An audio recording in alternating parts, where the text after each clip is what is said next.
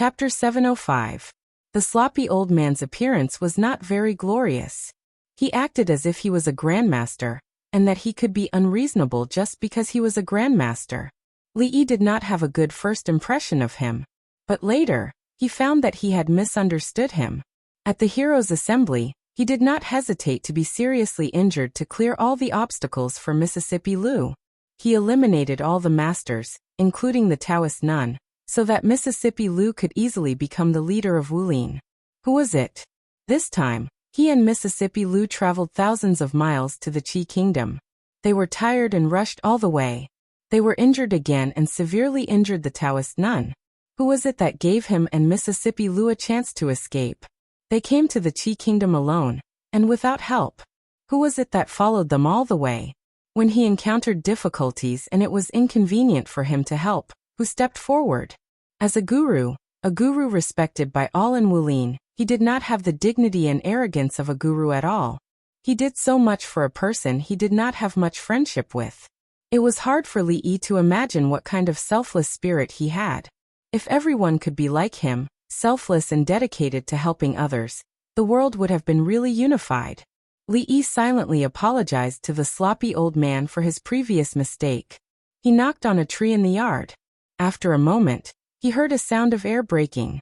The sloppy old man descended from the sky and appeared in front of him. He looked at Li and asked with a serious face, "What happened?" Nothing. Li waved his hand and said, "I've cooked a lot of food today. Sue hasn't eaten yet, right? Come and eat with us." The sloppy old man was stunned. Then he shook his head and said, "No, I here." Li handed him a pair of chopsticks and said, "Sit for a while. There's still one dish left in the pot. I'll go and get it." After serving Mississippi Lu's food, Li came out and sat at the table in the yard. He chatted with the sloppy old man while eating. "By the way, I heard that the courier station was heavily guarded. Did anything happen yesterday?" The sloppy old man peeled a prawn and threw it into his mouth. He said disdainfully, "It's not because there are many people but because it's heavily guarded. They're just a bunch of chickens and dogs. I can go in and out of that courier station in broad daylight without being discovered. However, there are a few guys in King Feng's mansion. If it wasn't night, there might be some trouble." Li realized that he was liking this elder Su more and more. Although he was a little sloppy, he was highly skilled in martial arts. He was reliable, had integrity. In this day and age, it was hard to find a grandmaster. And it was even harder to find a grandmaster with such a noble character. The hole had been dug last night. The seed had been planted. As for what kind of fruit it would bear in the end, it would depend on the will of the heavens. If the will of the heavens did not satisfy him, he would often loosen the soil, fertilize it, and water it to guide the will of the heavens in the right direction. The debit and credit method was only the first step. Since he was going to do it, he should do it fully. How could one more step be less? To be honest, the third prince, Zhao Yi, was very sincere to him. However, when he arrived at the Qi Kingdom, Feng Province, and Zhao Yi's territory, he did not even want to see him. If he put himself in Zhao Yi's shoes, he would be very disappointed. He would not have any friends if he behaved like this. This time he was giving him a big gift as an apology. He was so smart. He should be able to seize the opportunity, right? In King Feng's mansion, Zhao Yi sat on the main seat. There was an ordinary dagger on the table beside him. "Your Highness, we've sinned." A few figures stepped forward and said in unison, "Master, you don't have to do this." Zhao Yi hurried forward and helped the old monk in the front stand up. He said, "The person who visited last night had unfathomable martial arts. Even you didn't notice him. I'm afraid he has already entered the Grandmaster realm. If he wants to come, we can't stop him." Ba. The old monk chanted the name of Buddha and said, "Grandmasters are as rare as phoenix feathers and unicorn horns. There's only one in the palace who doesn't come out for a long time. Most of the others are also traveling the world. Their whereabouts are uncertain. Why did they appear in Feng Province and break into the mansion at night?" Zhao Yi lowered his head and thought for a moment. At this moment, he began to believe that the old man yesterday was really a master who traveled the world. A grandmaster's step is a different world. If he really is a grandmaster, I'm afraid we won't be his match even if we join forces. Only by gathering all the guards in the mansion can we guarantee your highness's safety. A scholar in cyan with a folding fan in his hand said. Fortunately, he doesn't seem to have bad intentions towards your highness. Otherwise, he would have attacked last night. The few of them looked at each other and frowned. A grandmaster was an extremely unstable factor. Even the royal family of the Qi kingdom had only managed to recruit one to protect the emperor. There were only a few people who could be called grandmasters in the entire Qi kingdom. Furthermore, there was no news of any of them. No matter how much money was spent, it was impossible to recruit one. It was not a good thing to have a relationship with a grandmaster who was unknown to them. Although I don't know who he is, I don't think he's an enemy. Zhao didn't care much about this. He turned his head and asked the person beside him. Have you confirmed it at the courier station? The person immediately said, just now, our people have sent news that the matter of discussing the silver of punishment is true. The first prince has already sent people to question the officials who were convicted. I think he's going to report this matter to the capital first. In addition, the censors have also left the courier station. I think they're going to Qing province. The expression of the scholar behind Zhao Yi changed. He said, Qing province. They still want to make a move in Qing province. They've already caused chaos in Feng province. If they add Qing province to the mix, our losses will be too great. Zhao Yi waved his hand and said, go and invite Provincial Governor Zhou over. Your Highness, could it be? The person's face lit up. Zhao Yi waved his hand and said, go. Yes, Your Highness. Not long after, a figure immediately rushed out of King Feng's residence. Not long after, another figure hurried in from outside. He didn't have time to greet Zhao Yi. He immediately asked, Your Highness, have you made up your mind? In this case, there will be a lot of opposition in the imperial court. Zhao Yi smiled and handed him a few pieces of paper. He said, take a look at this first. Yang Yanzhou received it with some bewilderment. After flipping through it, he suddenly raised his head and said, Silver of condemnation. Did the eldest prince really think of this? Could it be that he's crazy? Zhao Yi thought about it and said, the imperial treasury has always been a sore point for imperial father. If we can solve this problem and make some sacrifices, imperial father will definitely not oppose it. It's not surprising that he has this kind of idea. The corrupt and corrupt officials will celebrate because of this, but the upright officials will definitely oppose the remonstrance of the officials. Yang Yanzhou waved the things in his hand and said, it's written very clearly on these pieces of paper. Once the silver of condemnation is used, the Qi kingdom will not be far from destruction. If Your Highness presents this report, the eldest prince will definitely be attacked by everyone. Your Highness's wisdom, Yanzhou is far inferior. Zhao Yi shook his head and said, I didn't think of this idea. Then who is it? Yang Yanzhou was stunned and asked doubtfully. Zhao Yi smiled and said, an otherworldly master who likes to travel. He walked to the window and looked at the white clouds floating in the distant sky. He murmured, brotherly, thank you very much. There's no need to thank me. It's nothing. Li Yi waved his hand and turned to look at Lin Wanru. He said, however, I still feel that this kind of semi-cursive script is not very suitable to be used as a signboard. Why don't you consider using regular script? It's upright and generous. It should be pretty good. Lin Wanru shook her head and said, the last time I went to the Jing Kingdom, when I passed by Qing'an Prefecture, I saw a shop called Rui Workshop. It used this kind of writing style. I just don't know if the 3 words Fragrant Forest Park will have the same effect. I originally wanted to find the master who wrote the signboard, but I was pressed for time, so I gave up. Is that so? Li Yi thought about it and said, it's fine. I'm familiar with that master. It should be similar to the 3 words Rui Workshop. Do you have any other requests? Chapter 706. Perhaps Lin Wanru had made great progress in calligraphy recently and had a higher standard, so she didn't like the plaque of Fonglin Garden no matter how she looked at it. In addition, Fonglin Garden was about to enter the next 3-year plan, which was to become the largest jewelry store in Fengzhou within 3 years. A new plaque and a new atmosphere.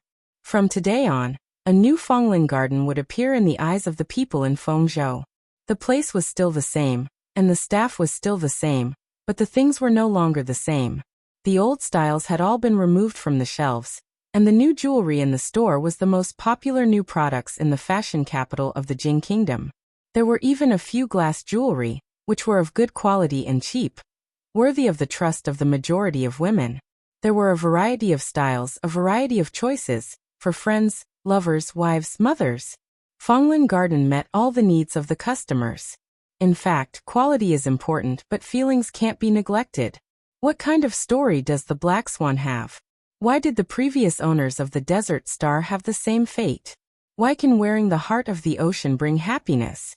Don't underestimate these things. These can have a huge impact on the sales. Li wrote and said to Lin Wanru. Looking at the days, he knew that he wouldn't be staying here for too long. He wanted to make some plans for the Lin family, so that they wouldn't waste their time taking care of him. Lin Wanru wrote these down, glanced at him and asked, "Do you also run a business in the Jing Kingdom?" Li nodded and said, "A small business. It's all for a living." Thinking of something, Lin Wanru said, "If the people we met yesterday were really the third prince and the first prince, then the person you taught a lesson to shouldn't have a simple background. If you go out in the next 2 days, be careful." Li looked at her and asked, "He won't do anything to the Lin family, will he?" Lin Wanru shook her head and said, "The Lin family runs a decent business, so I'm not afraid of them." It had to be said that Zhao Yi was really a very powerful person. The most direct manifestation was that the people of Fengzhou were very confident, including the businessmen. If he couldn't even grasp this opportunity, it would be too disappointing. While he was talking to Lin Wanru, he suddenly heard a series of orderly footsteps. The pedestrians on the street automatically dispersed, and the vendors on both sides of the street quickly removed the things that might block the road. Groups of armored soldiers with weapons in their hands and expressionless faces quickly crossed the street. Li roughly estimated their numbers and estimated that there were at least 1,000 of them.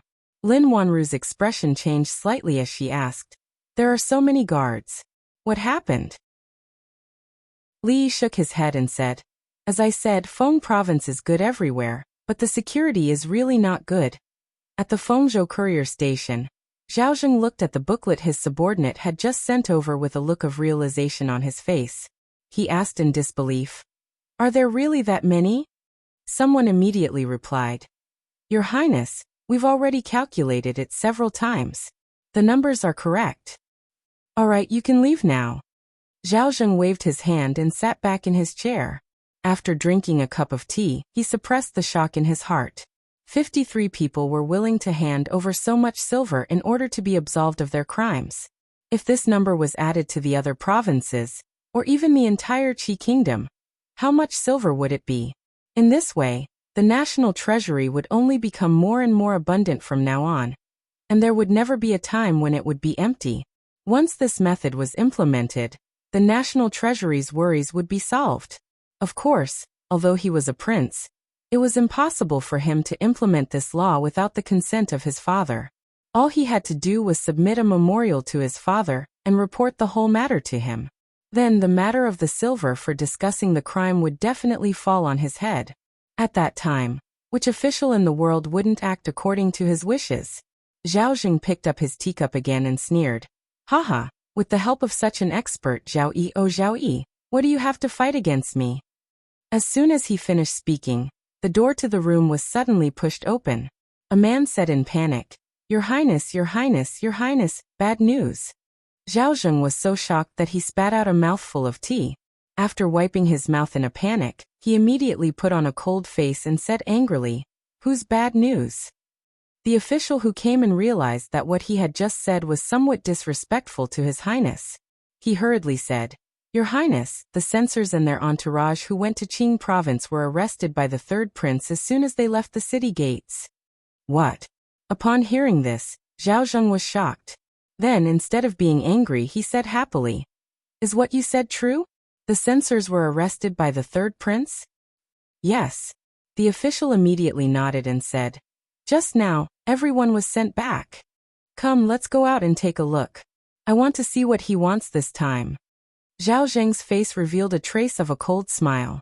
Zhao Yi didn't make any strange movements.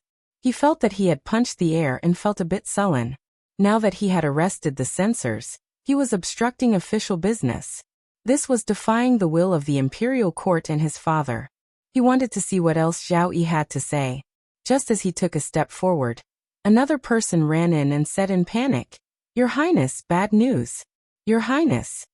Zhao Zheng's face darkened. He gritted his teeth and said, "If it's because of the censors again, go and receive 50 strokes of the rod." "This time it's not." The person's face turned pale and said, The third prince and the Feng province's provincial governor have surrounded this place with the guards." "What?" This time, Zhao Zheng's expression changed greatly. He blurted out, "What is he trying to do? Is he trying to rebel?" Outside the relay station, the Feng province's provincial governor rode on his horse and said, "Your Highness, this time, we have no path of retreat." Zhao Yi turned his head and glanced at him. He smiled and said, "No matter, Lord Zhou can just watch." Zhao Zheng walked out of the relay station with a gloomy expression. He looked at the guards surrounding this place and gritted his teeth. "Zhou Xingping, what are you trying to do? Are you trying to rebel?" "Your Highness has misunderstood." Provincial Governor Zhou dismounted from his horse and said, "This official heard that someone wants to carry out a law to discuss crimes and bring chaos to the foundation of our Qi kingdom.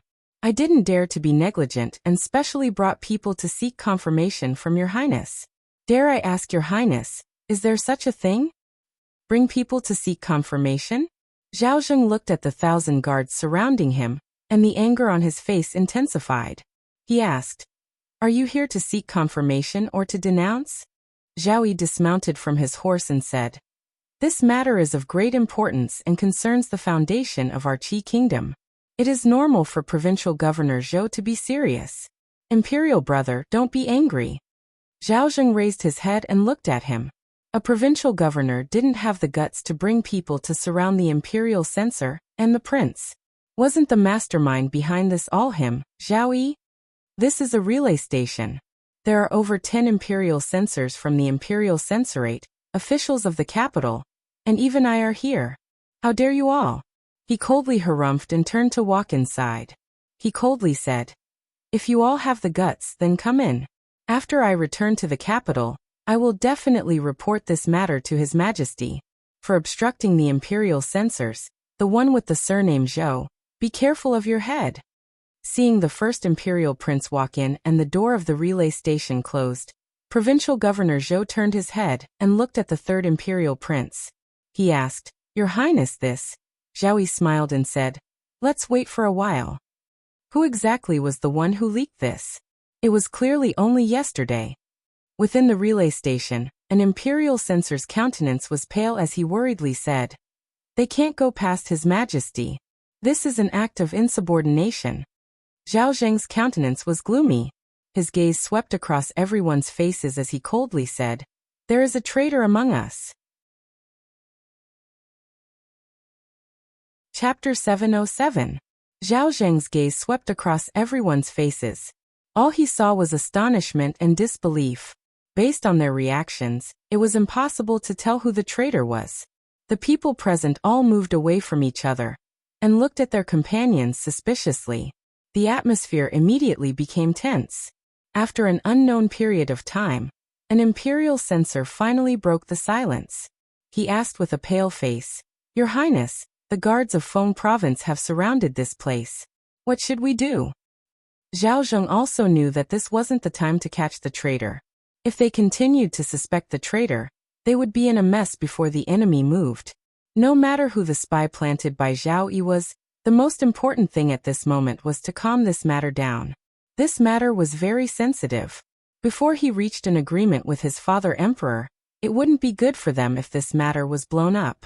The person he sent to deliver the report this morning had probably just left Feng province. Even if it was urgent, it would take at least half a month for him to make a round trip. "Let's go." Zhao Zheng waved his hand and walked out of the door. The imperial censors followed closely behind him. Outside the relay station, the door opened and several figures walked out. The provincial governor of Feng province cupped his hands and said, "Your Highness."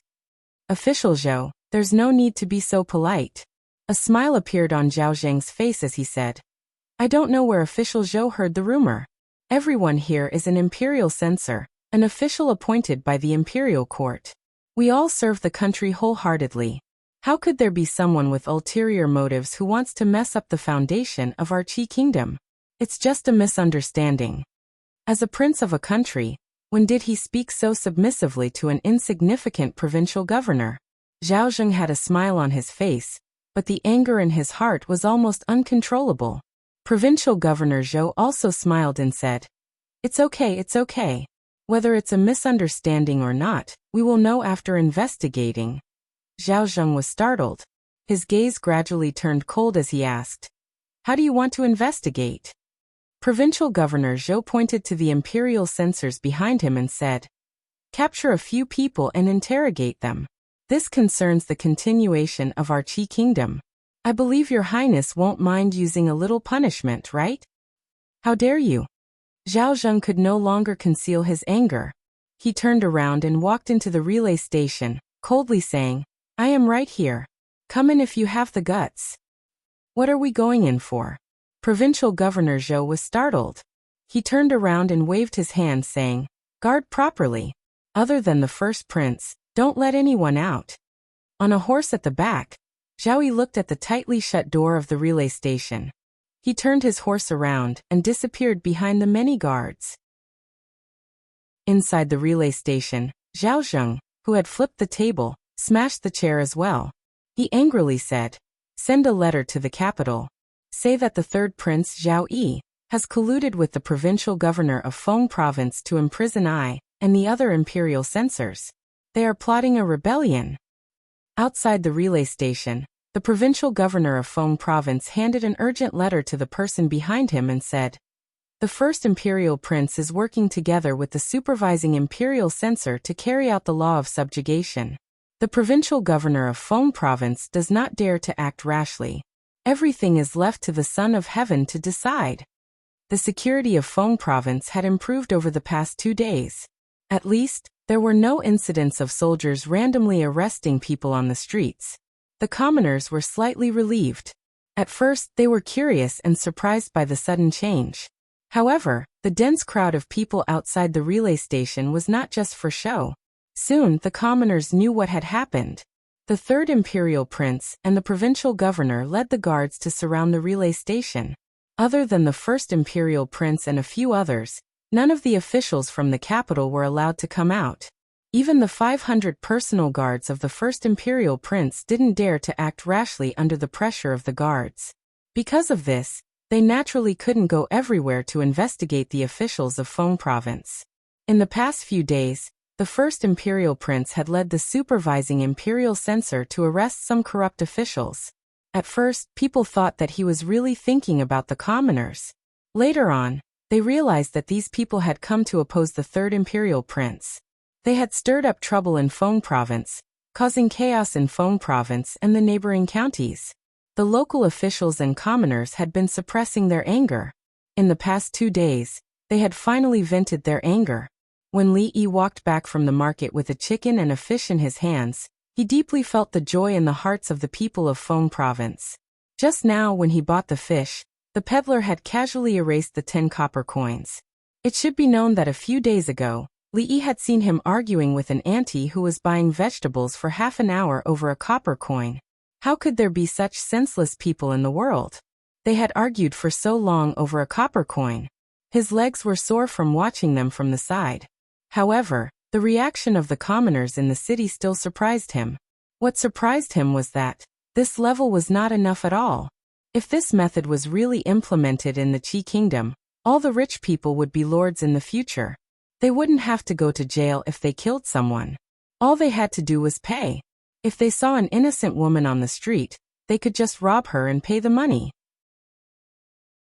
He had no lack of money. In this way, his previous dream could be realized quickly. Although the first imperial prince was not a fool, the silver system that he had written to the first imperial prince was not a fool. In fact, even if this system was really implemented, Ordinary people would still be sentenced to death if they killed someone. Those who raped an innocent woman would at least be exiled. Only officials who had made small mistakes could use this method to escape punishment. However, the commoners didn't know about this. The commoners had always been a very fragile group. If you said that the first imperial prince was going to implement the silver system, and that they could escape punishment by paying the money, they would think that the first imperial prince was not going to let poor people like them live. If the commoners knew about this, Feng province would be in an uproar. The uproar hadn't happened yet, which meant that the commoners didn't know about it. This was Zhao Yi's fault. He had worked so hard to build bridges and roads for him. He couldn't just stay at home and do nothing. It was so disappointing that he needed him to remind him about this kind of thing. The extremely intelligent third imperial prince couldn't even be compared to a storyteller in his brothel. It was late at night in King Feng's mansion. The third prince, Zhao Yi, a scholar in green, an old monk with white hair and a beard, and a middle-aged monk with an iron rod in his hand stood in front of a door somewhere. There was a dagger stuck in the door, and there was a piece of paper on the dagger. There were words on the paper. The scholar in green frowned and turned to ask, "Your Royal Highness, this?" Zhao Yi pointed to the back and said, "When I returned to my room, it was already stuck in the door." The monk with the iron rod reminded him, "Be careful. It might be a trap." "I don't think so." Zhao Yi shook his head. A similar situation appeared in his mind. Just as he was about to reach out, the monk was one step ahead of him. He slowly pulled out the dagger, took the piece of paper, and walked into the brightly lit room. The others followed him in. Zhao Yi walked over and asked, "What's written on the paper?" The old monk, who was walking in front, poked his head out to take a look and said, "Preventing the people's mouths is more important than blocking a river. If you don't beat a drowning dog now, what are you waiting for?" Preventing the people's mouths is more important than blocking a river? The middle-aged monk frowned and asked, "What do you mean?" The middle-aged scholar waved his fan and said, "This is from the language of Zhou. There's a saying in the language of Guoyu. Preventing the people's mouths is more important than blocking a river. If a river is blocked and collapses, many people will be hurt, and the people are the same. Therefore, for the people, it is to prevent the people from opening their mouths to discuss the affairs of the court. This is even more serious than blocking the river and causing a flood. Therefore, the person who controls the flood must clear the river and let the water flow smoothly. The person who controls the people should also allow the people to speak freely." The monk with the iron rod nodded and looked at him again. He asked, "If you don't beat a drowning dog now, what are you waiting for? Is this also what the language of Guoyu says?" "I understand." The pondering expression on Zhao Yi's face disappeared and he suddenly smiled. He cupped his hands toward the window and said, "Thank you, brotherly, for enlightening me. I understand." Chapter 708. Lin Yong squatted on the doorsill and said angrily, "Li brothers, do you think money means everything? Do you think you can do whatever you want just because you have money?" Li Yi glanced at the box under the bed, which contained the gold bars exchanged from the Bai, Ma and Su families. He walked over, patted Lin Yong on the shoulder, sighed and said, "I don't think it's important to have money or not. It's good to live a simple and happy life. People shouldn't be too vain. Money isn't everything. Can money buy health? Can it buy happiness? No matter how much money you have, it's just a number. Take it easy. Even without money, life is still the same." Lin Yong nodded and said, "Li brothers, you're so insightful. That bullsh *T first prince wants to talk about the silver. What the hell is the silver? He just needs to pay the money to the authorities after killing people. Will the imperial court still give us ordinary people a way out?" When talking about this, Lin Yong became very emotional and clenched his fists tightly. If the first prince were in front of him, he would probably be strangled to death. Li Yi had discovered a long time ago that under Lin Yong's rugged appearance, he was actually a meticulous and nationalistic youth. He shook his head and said, "The person who came up with the silver for the silver is really vicious. He doesn't give ordinary people a way out at all. Life will be more and more difficult in the future." "That's right." Lin Yong sighed and said, Now there are rumors outside that the first prince's men were detained by the third prince this time, because he wanted to carry out the Bulsh *T silver for the Qi kingdom, and not give ordinary people a way out. The third prince is really thinking for the people. This time, he detained the first prince, and I'm afraid it's hard to explain to the imperial court. The third prince is wholeheartedly for the people, but unfortunately, alas, only when his subjects and people didn't always think about overthrowing him, but sincerely thought about him, would a successful ruler be able to wield power. In this aspect, Zhao Yi was much better than the first prince. When this news was spread out, not only the people of Feng province, but the entire Qi kingdom would also be grateful to him. It was like a pair of wings had been inserted into his already amazing life. On the other hand, even the relay station had been surrounded. The first prince, who could not even protect himself, should not have the energy or mind to do anything else, right? Although doing so would indirectly clear the obstacles for Zhao Yi, and would pose a greater threat to the Jing kingdom in the future, the threat posed by the first prince was more urgent and pressing. After all, if he wasn't busy, she would be busy. Tui. Silver of Judgment. Damn it. Do you want me to live? If the first prince were to become the emperor, we the commoners would really be doomed.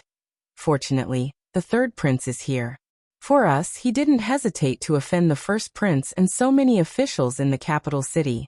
It's our good fortune to be born in Feng province. These days, the city of Feng province was much livelier than usual. There were more and more people on the streets. Some were from Feng province, while others came from other places to see the shocking scene of more than 1,000 guards surrounding the relay station. When people looked over, they glared fiercely in a certain direction and spat on the ground. Since the news of the Silver of Judgment had spread, the first prince, Zhao Zheng, had become like a rat on the street in Feng province. Everyone wanted to beat him up. This influence was even spreading to further places. Many people surrounded the relay station and pointed at it. In a restaurant in the city, a slightly plump young man looked disdainful. He pointed at several people in front of him and said, "So what if my poem was plagiarized? Bite me. If you say one more word, I'll beat you to death. Have you heard about the Silver of Judgment? Let's calculate how much your lives are worth. Guess if you buy 10 at once, will you get 3 more for free?" Opposite him, several young men dressed like scholars involuntarily took a step back. When they thought of what he had just said, their faces turned pale. Trash. If you want to cause trouble next time, make it 13 at once. Qian Duoduo glanced at them. Did they really think that he was still the fat Qian Duoduo who had been wantonly bullied in the past? He waved his hand. How could these people take the initiative to cause trouble while he was drinking? He immediately lost all interest and turned to leave. Similarly, in the Feng province relay station, Zhao Zheng, who was facing a table of delicacies, was also not interested at all. The atmosphere in the relay station had been particularly oppressive these days. Although no one restricted his freedom, he would rather stay there when he thought of the situation outside. He clenched his fists and gritted his teeth. Damn it! Who was the one who leaked the news? Originally, everything had been going smoothly for him in Feng province. He had borrowed money, recorded accounts, investigated the accounts, and purged the officials of Feng province. With that secret manual in hand, he had already gained the upper hand.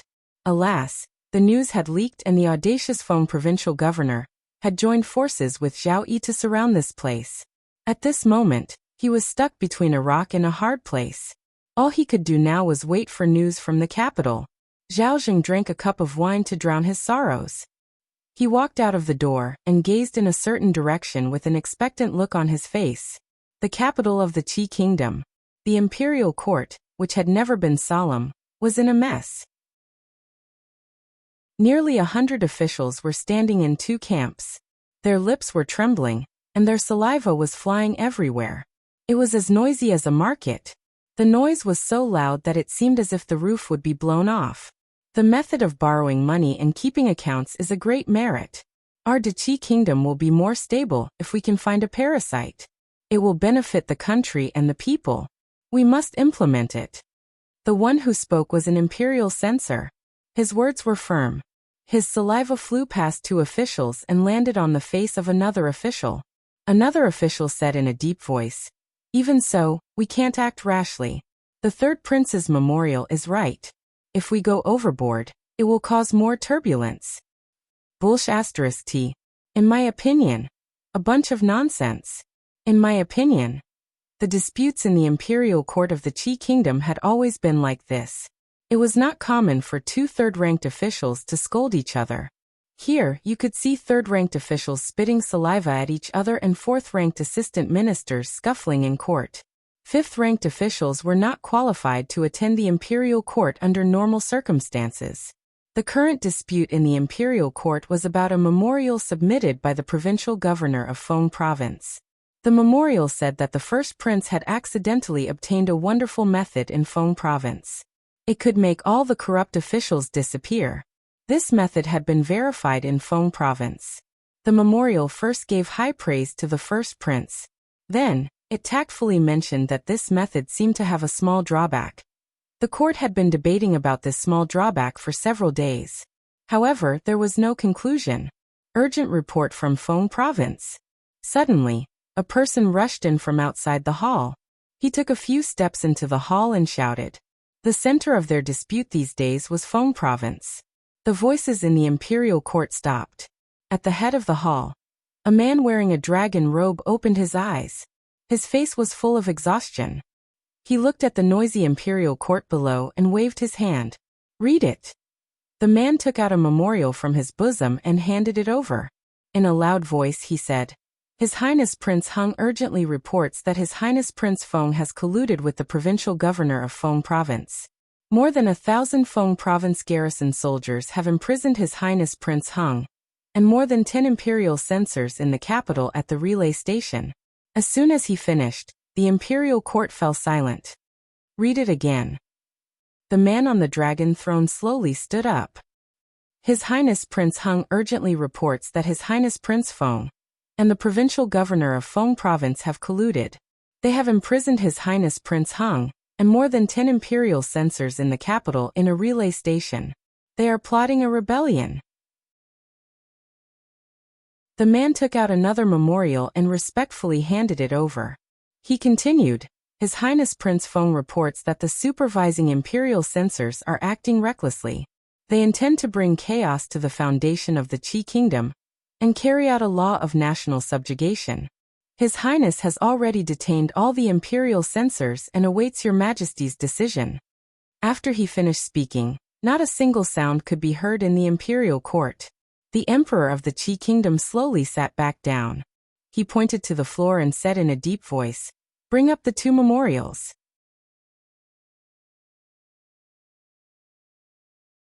Chapter 709.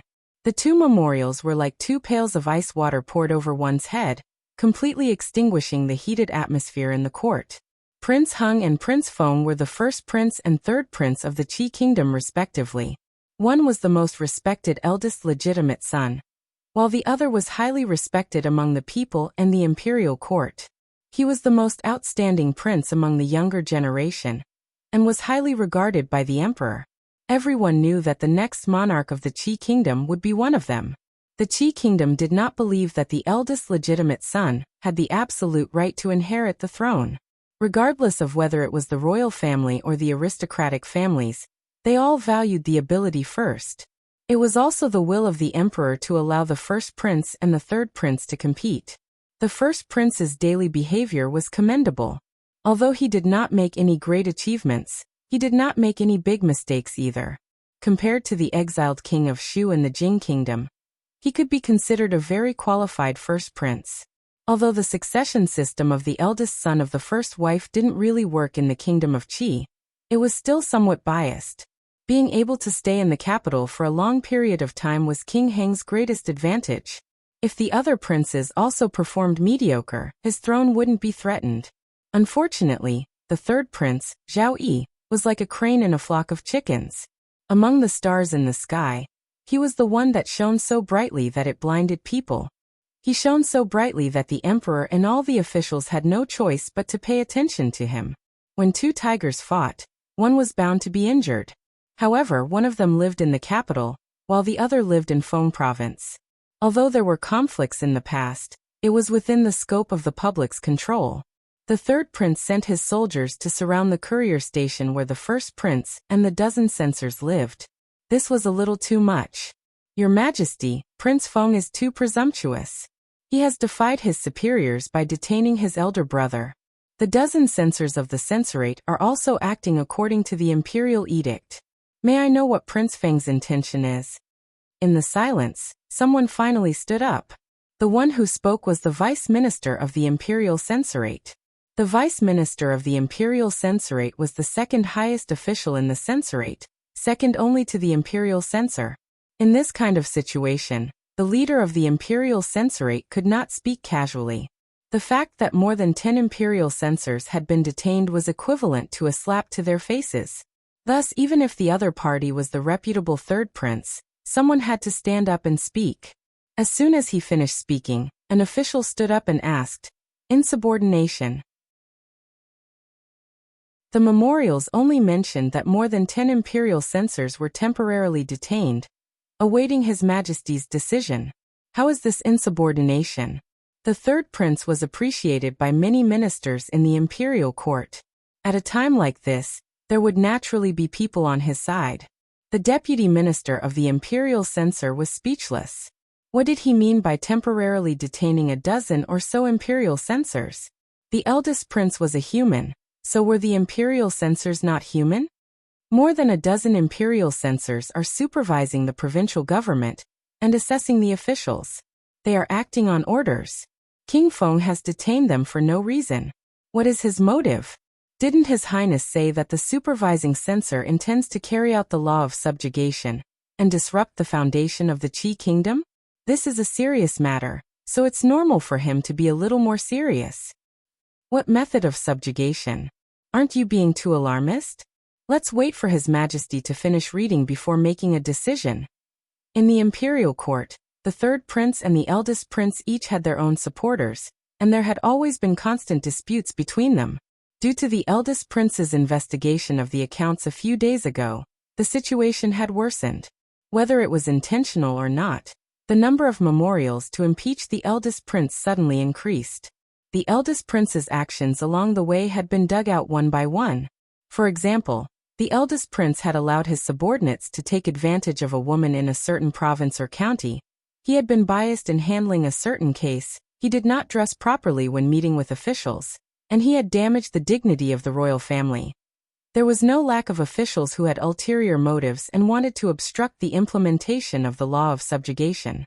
However, what they had said was the truth, and many of the court officials had already begun to criticize the eldest prince. Now that the dispute between the eldest prince and the third prince was involved, it was only natural that they would stand against him. Seeing that the court was in a heated argument again, the emperor of the Qi kingdom handed over a memorial. A eunuch immediately passed it to the two prime ministers who stood at the forefront of the court officials. After the two old men finished reading it, their beards trembled and their arms trembled slightly. They then passed the memorial to the people behind them. As the memorial was circulated, the noisy imperial court gradually quietened down. The emperor of the Qi kingdom remained calm and expressionless.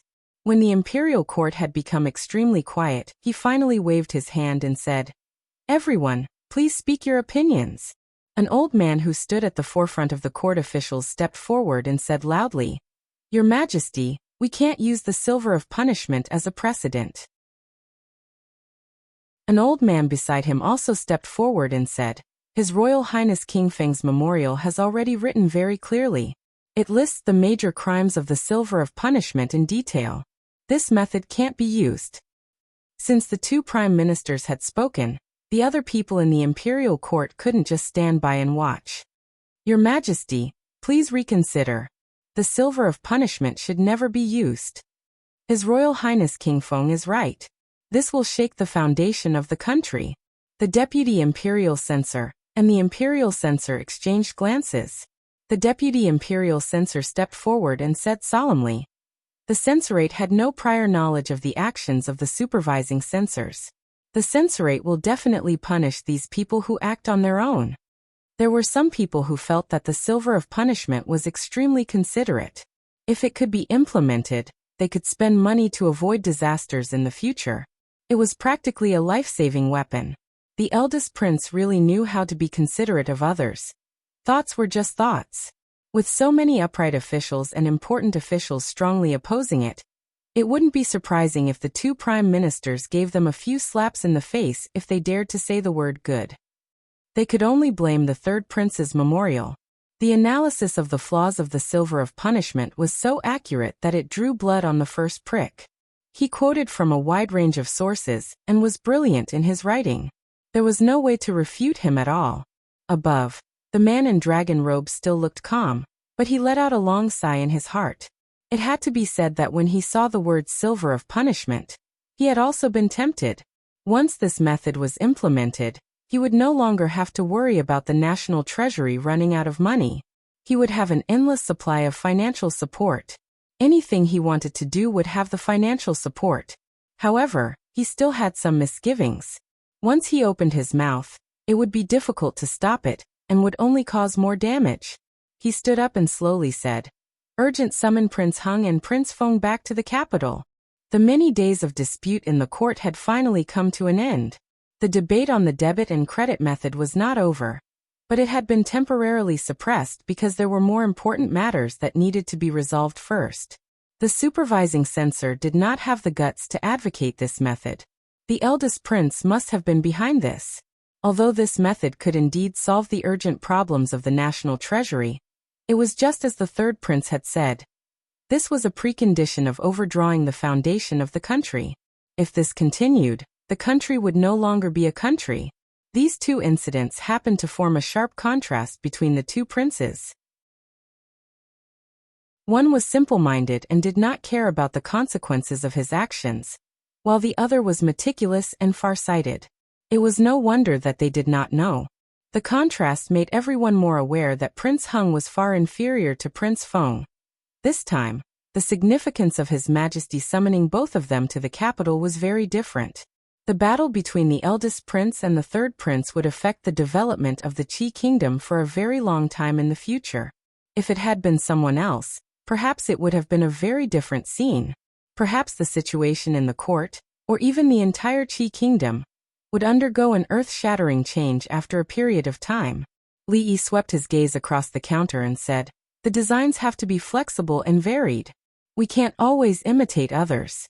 We have to have the style of the Lin family. At first glance, people will know that these pieces of jewelry came from Fonglin Park." Lin Wanru nodded and said, "If we want to achieve this, I'm afraid it will not be possible in a short period of time. We have to do things step by step. We can't be too eager for quick success. Otherwise, things will only get worse and worse." Li Yi waved his hand and said, "For example, the eldest prince should look for the right path even if he lacks money. He's still too impatient to insist on carrying out something like discussing the silver for punishment. It's not advisable to advance rashly." He sighed and said, "Young people, it's very dangerous to have this kind of thinking."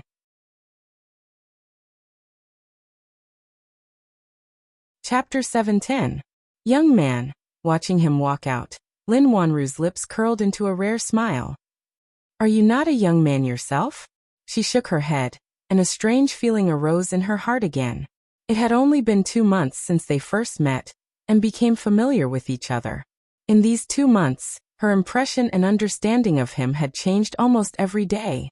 His words and actions were sometimes steady and sometimes childish. It was difficult to understand him.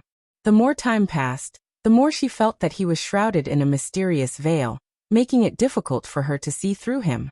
In these 2 months, something was different from before. Whether it was herself or Fonglin Yuan, they didn't notice or feel anything at first.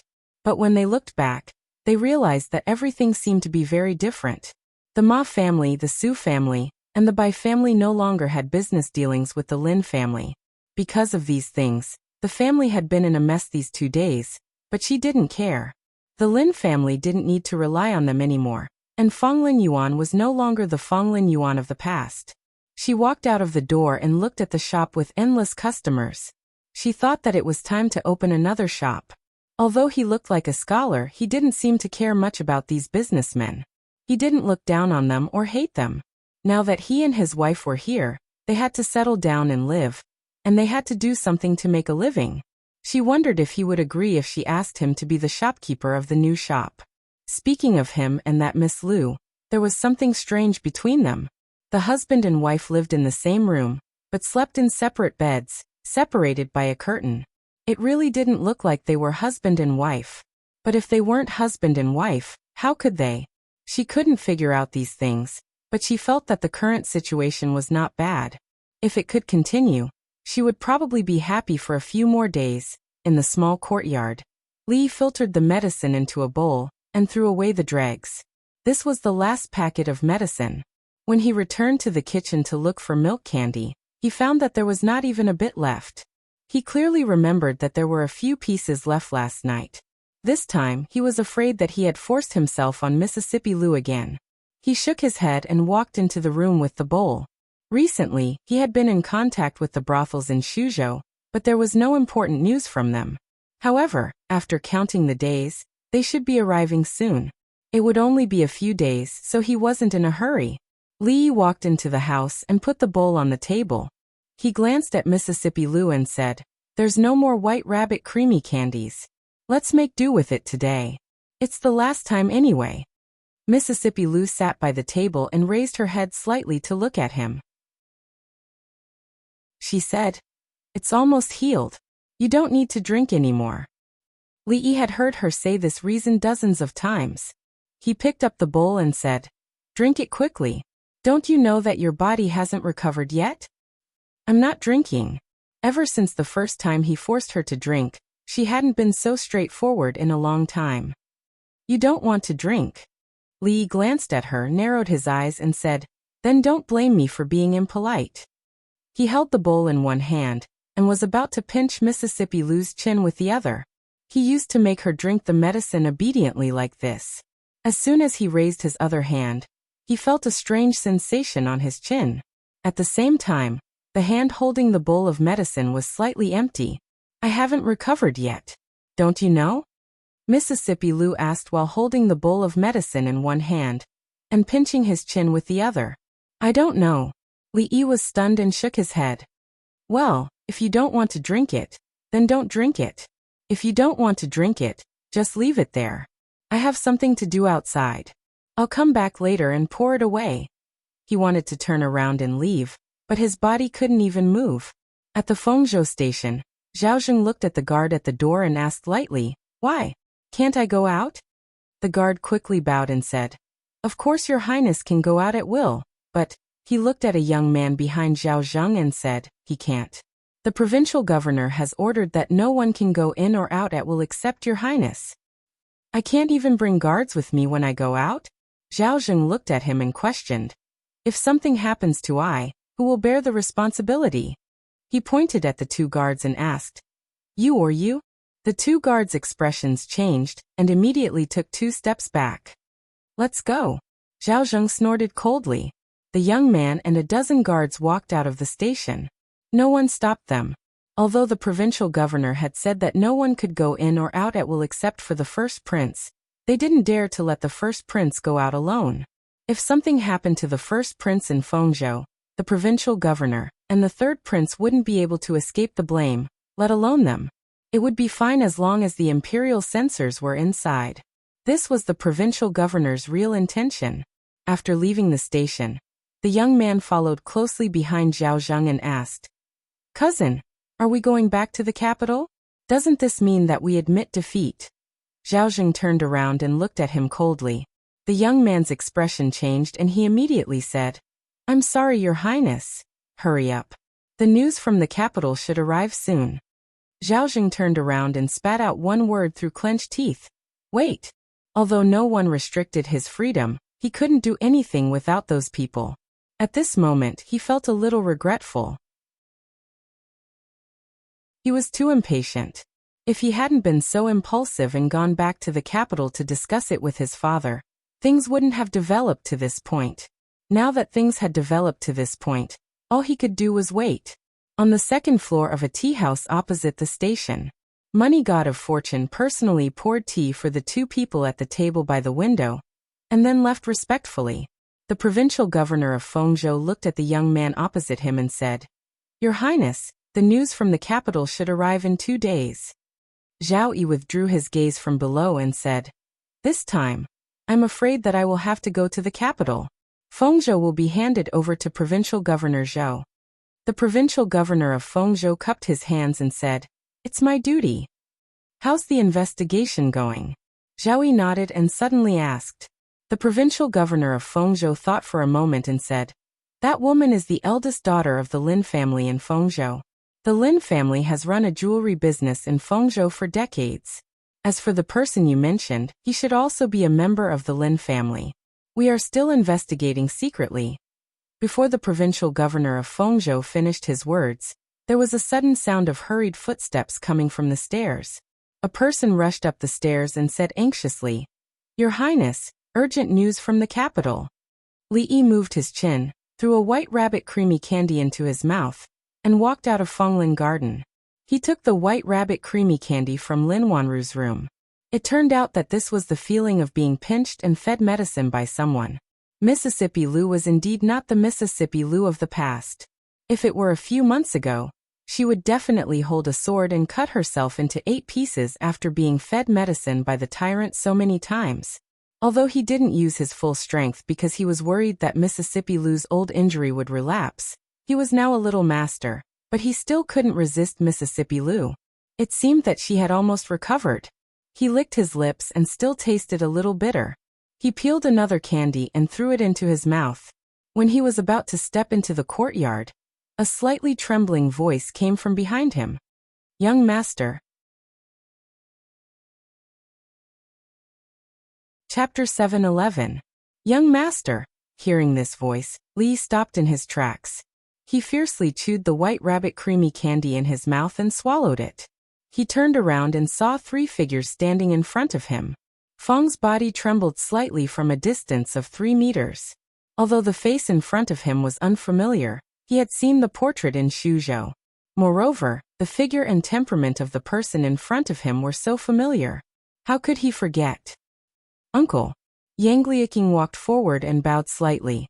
She was no longer the young girl from a year ago. She had an outstanding temperament, and stood there like an unsheathed sword. "County Marquis, how have you been?" The middle-aged Taoist in a loose Taoist robe bowed to him and said with a smile. He stood there casually as if he was one with the surrounding heaven and earth. Li Yi's gaze stayed on the 3 for a long time. Then he turned around and opened the courtyard door. "Young master, where's second miss? Didn't you say you were together?" Feng looked at him and asked eagerly as soon as he closed the courtyard door. Li Yi didn't answer. He first looked at him and asked, "How's Rui? How's the situation at home?"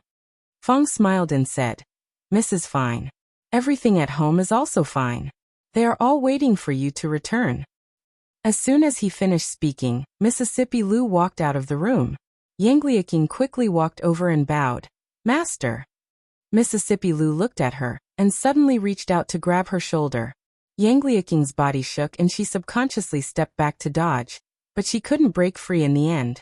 Mississippi Lu patted her on the shoulder and nodded. "Not bad.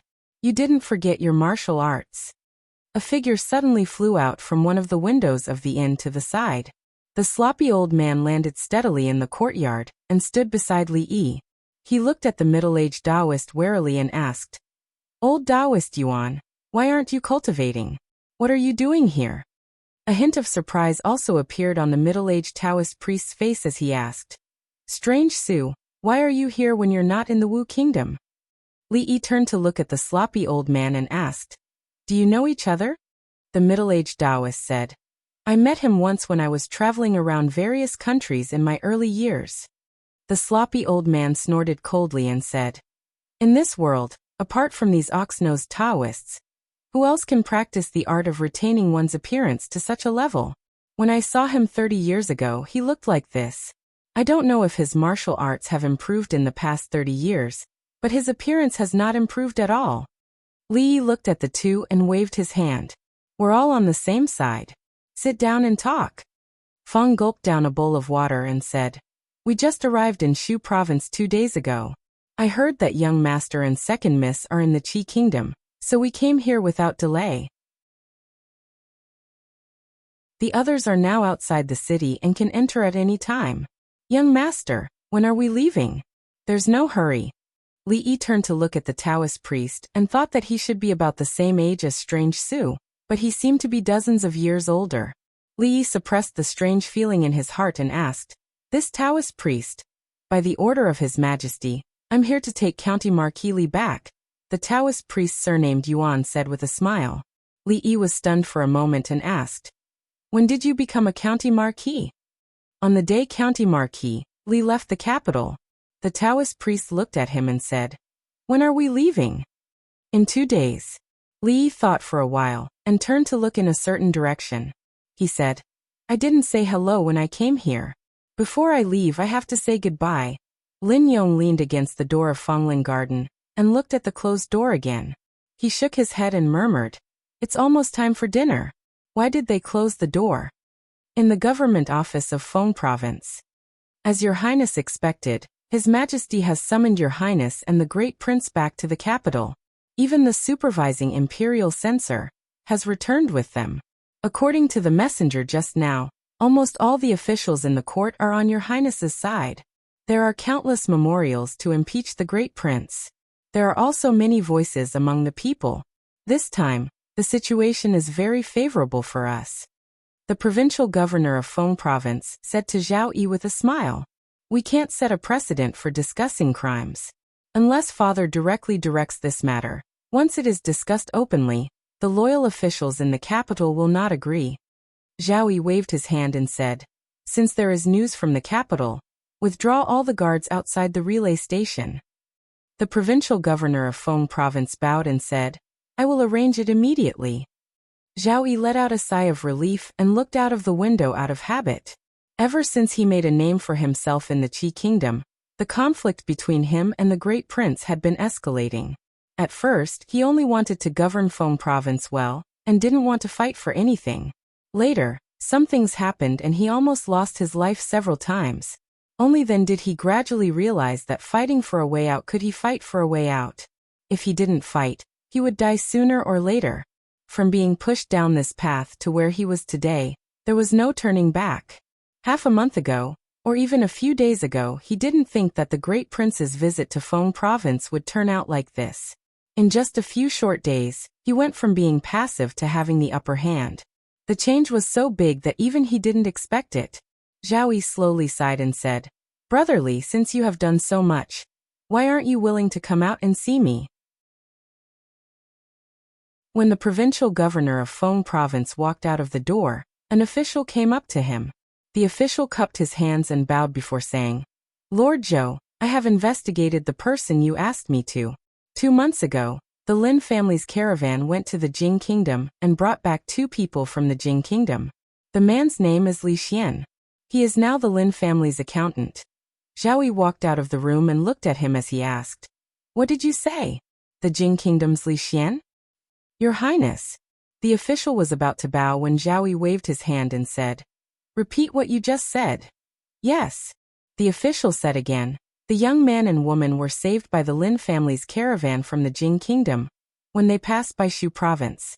The man's name is Li Xian. Shu Province is Li Xian." "Yes, I understand." A smile appeared on Zhao Yi's face as he strode towards the exit. The group of guards followed closely behind him. Fenglin Court. Zhao Yi stood in front of a shop in the city. He looked at the signboard above and murmured, as expected. Someone behind him said, "Your Highness, this is one of the Lin family's shops in Feng Province. There are 2 other shops like this." The middle-aged scholar next to Zhao Yi waved his fan and said, "Your Highness, are we going to the Lin family now?" Zhao Yi shook his head and said, "How can we be so hasty? Let's go back to the imperial residence first." "Your Highness, someone just delivered an invitation card." In King Feng's residence, the housekeeper presented an invitation card to Zhao Yi as soon as he returned. "Who sent it?" In the study room, Zhao Yi was holding a pen and writing. He asked casually, "I don't know. It was inserted into the residence's door with a dagger." The housekeeper replied with a bow. Recently, the imperial residence had encountered a series of strange things. It was not the first time a dagger had been used to deliver a letter. Sending an invitation card was nothing to be alarmed about. A dagger? Zhao Yi paused and waved his hand. Give it to me. He took the invitation card from the housekeeper and read it carefully. He crumpled the written invitation card into a ball and said with a smile, Get ready. I will be leaving soon.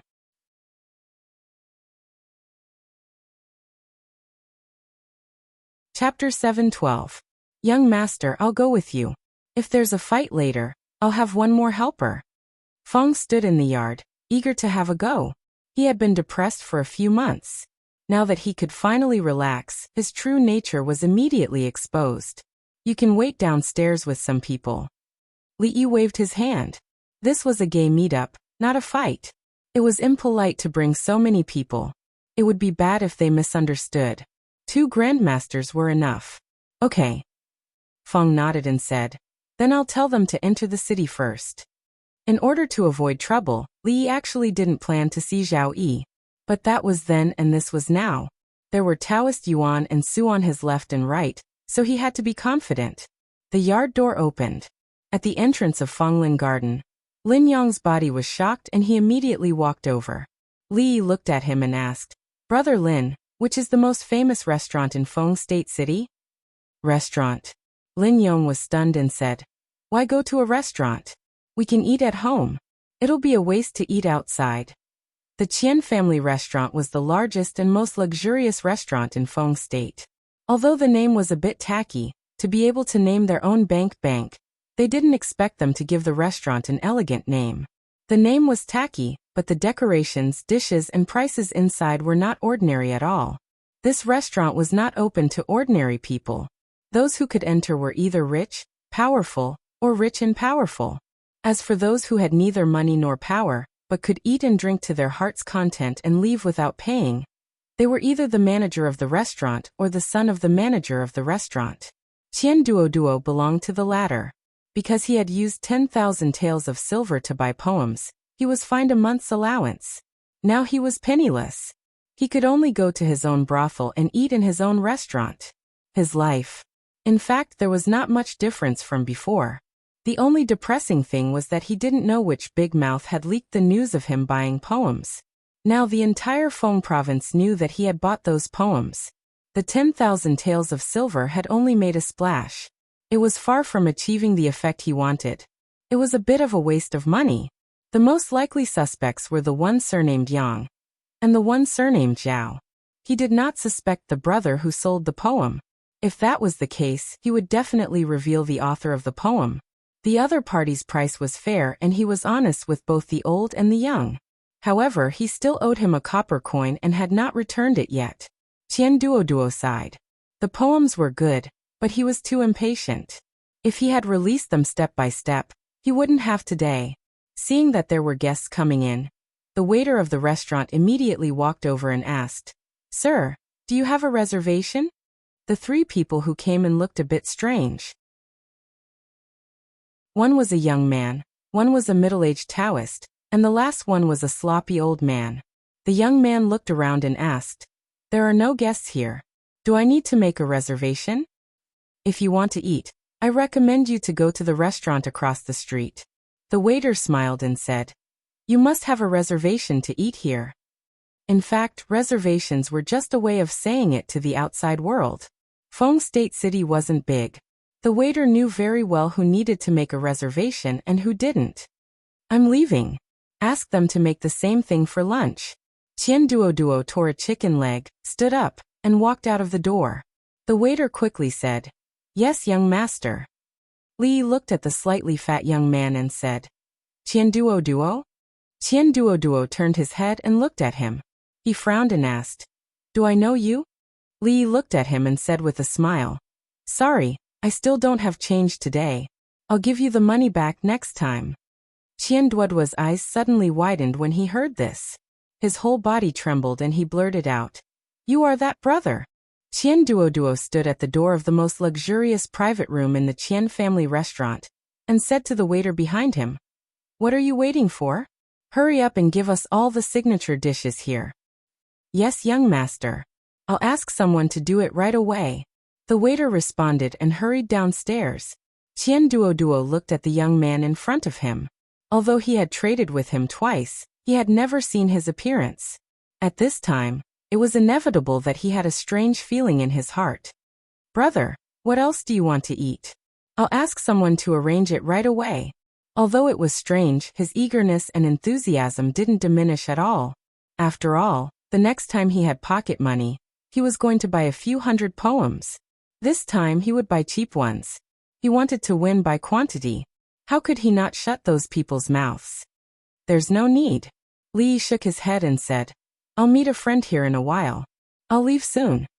He had some doubts about the reliability of Lin Yang's recommendation of this restaurant. There wasn't a single customer. It didn't look like the best restaurant in Fengzhou City. Don't worry. You go first. Qian Duoduo smiled, closed the door, and left. Even if 100 poems were worth 100 taels of silver, it would still cost 10,000 taels of silver.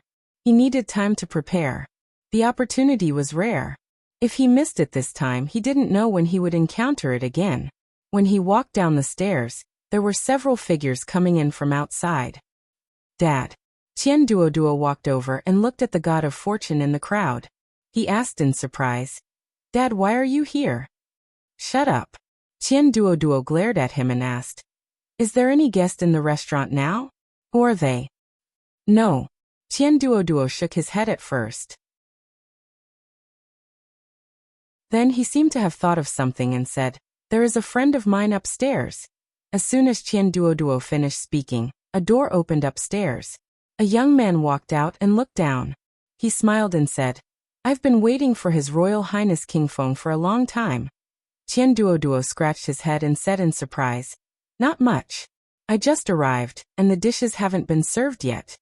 Dad, why did you hit me? Qian Duoduo covered his head and looked at the god of fortune with some resentment. Qian Duoduo glanced at the top of the stairs and pulled his arm to the side. Tell me, how do you know the person upstairs? In the private room, after Zhao Yi sat down, he looked at Li Yi with a hint of doubt on his face. He asked, Brother Li, why are you? Li Yi reached behind his ear with one hand and gently tore off the mask. There's actually such a strange thing in the world. Zhao Yi looked at the thin mask in Li Yi's hand with a hint of surprise on his face. Then he looked at Li Yi and said, Brother Li, since you've arrived in Feng Province, why are you only now? Li Yi waved his hand and said, It's a long story. After a while, Zhao Yi had a look of realization on his face. He said, The holy religion does have a huge influence in the Qi kingdom. They are very well hidden, and we don't know what they're planning. They're a big problem for the imperial court. But don't worry, Brother Li. No matter how long their hands are, they can't reach Feng Province. It doesn't matter anymore, Li Yi said as he shook his head. If he really met the Taoist nun now, it was uncertain who would kidnap who. Zhao Yi looked at him and asked, The person who sent the message to the prince's mansion 2 days ago should have been arranged by Brother Li, right? As he spoke, he turned his head and looked at the sloppy old man who was sitting to the side and eating a chicken leg. The sloppy old man didn't even raise his head as he focused on eating the chicken leg in his hand. It's a small matter, a small matter. Li Yi didn't deny it. He looked at him and pointed at the dishes on the table saying, I still owe you a meal. Let's pay it off today. It's a small matter for Brother Li, but it's not for me. Zhao Yi cupped his hands in obeisance and said, This time, I owe Brother Li a favor. I'll definitely pay it back in the future if I have the chance. Don't worry about the future. Li Yi raised his wine cup and looked at him saying, Now is fine too. Zhao Yi raised his head and looked at him in surprise. He asked, Brother Li, you mean? Li Yi looked at him and said, There's no time like the present. Let's do it today.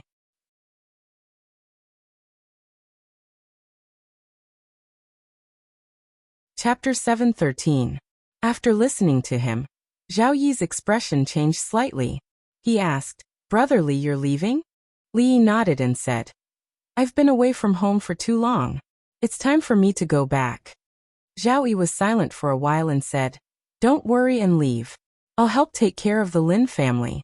However, Brother Li, you have to think this through. Zhao Yi's favor is far more than this. One can't be too greedy.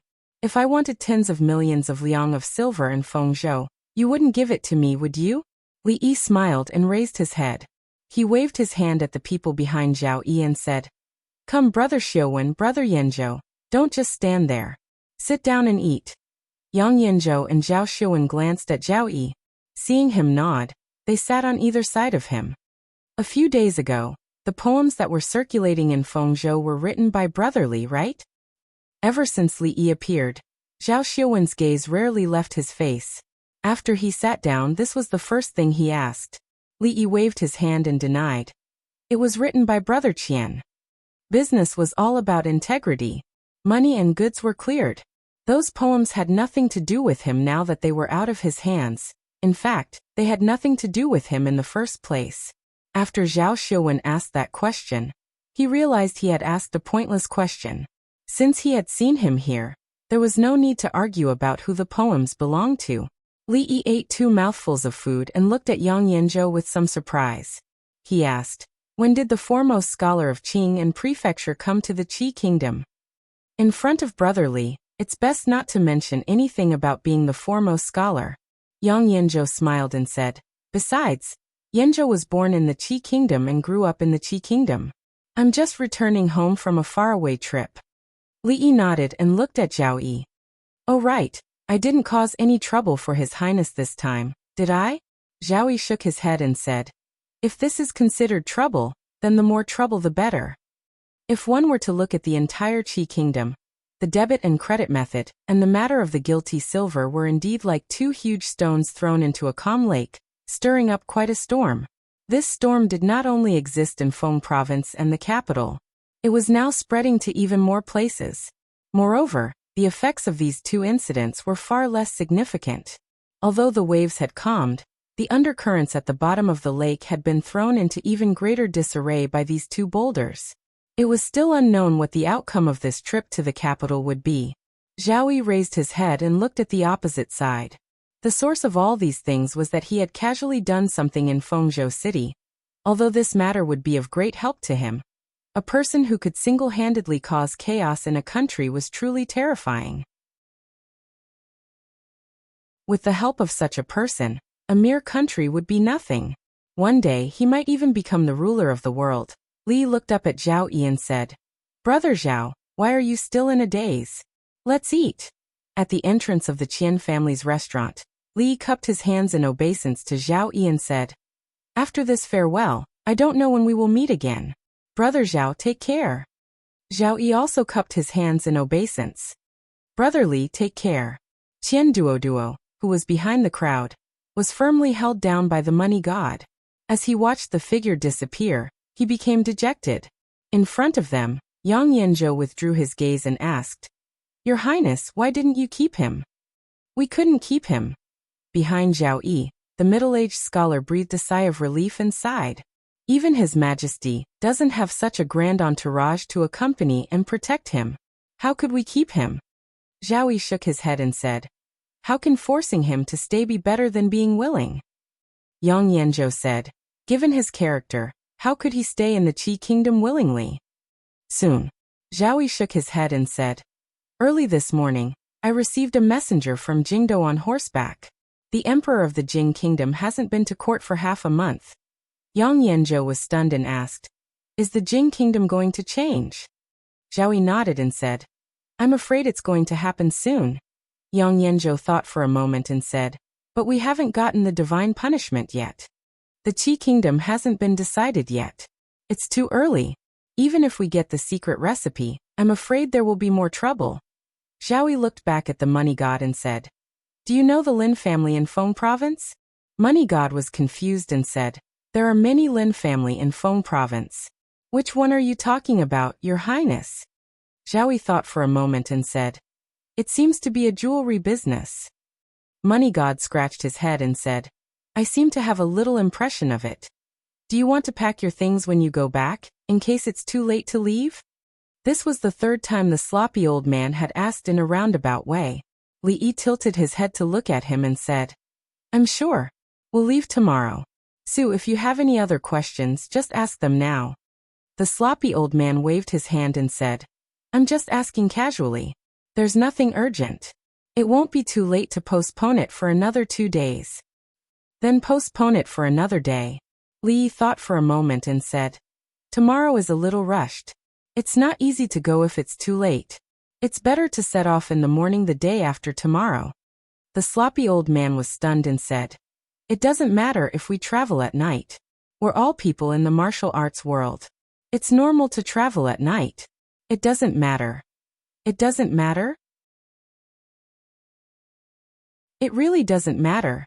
Sitting in the yard, Lin Yong looked into the kitchen and asked, "Li brothers, who were those people who came here just now?" Li did not answer. He brought out several dishes from the kitchen one after another. After the last soup was out of the pot, he sat down opposite Lin Yong and said, "Eat it.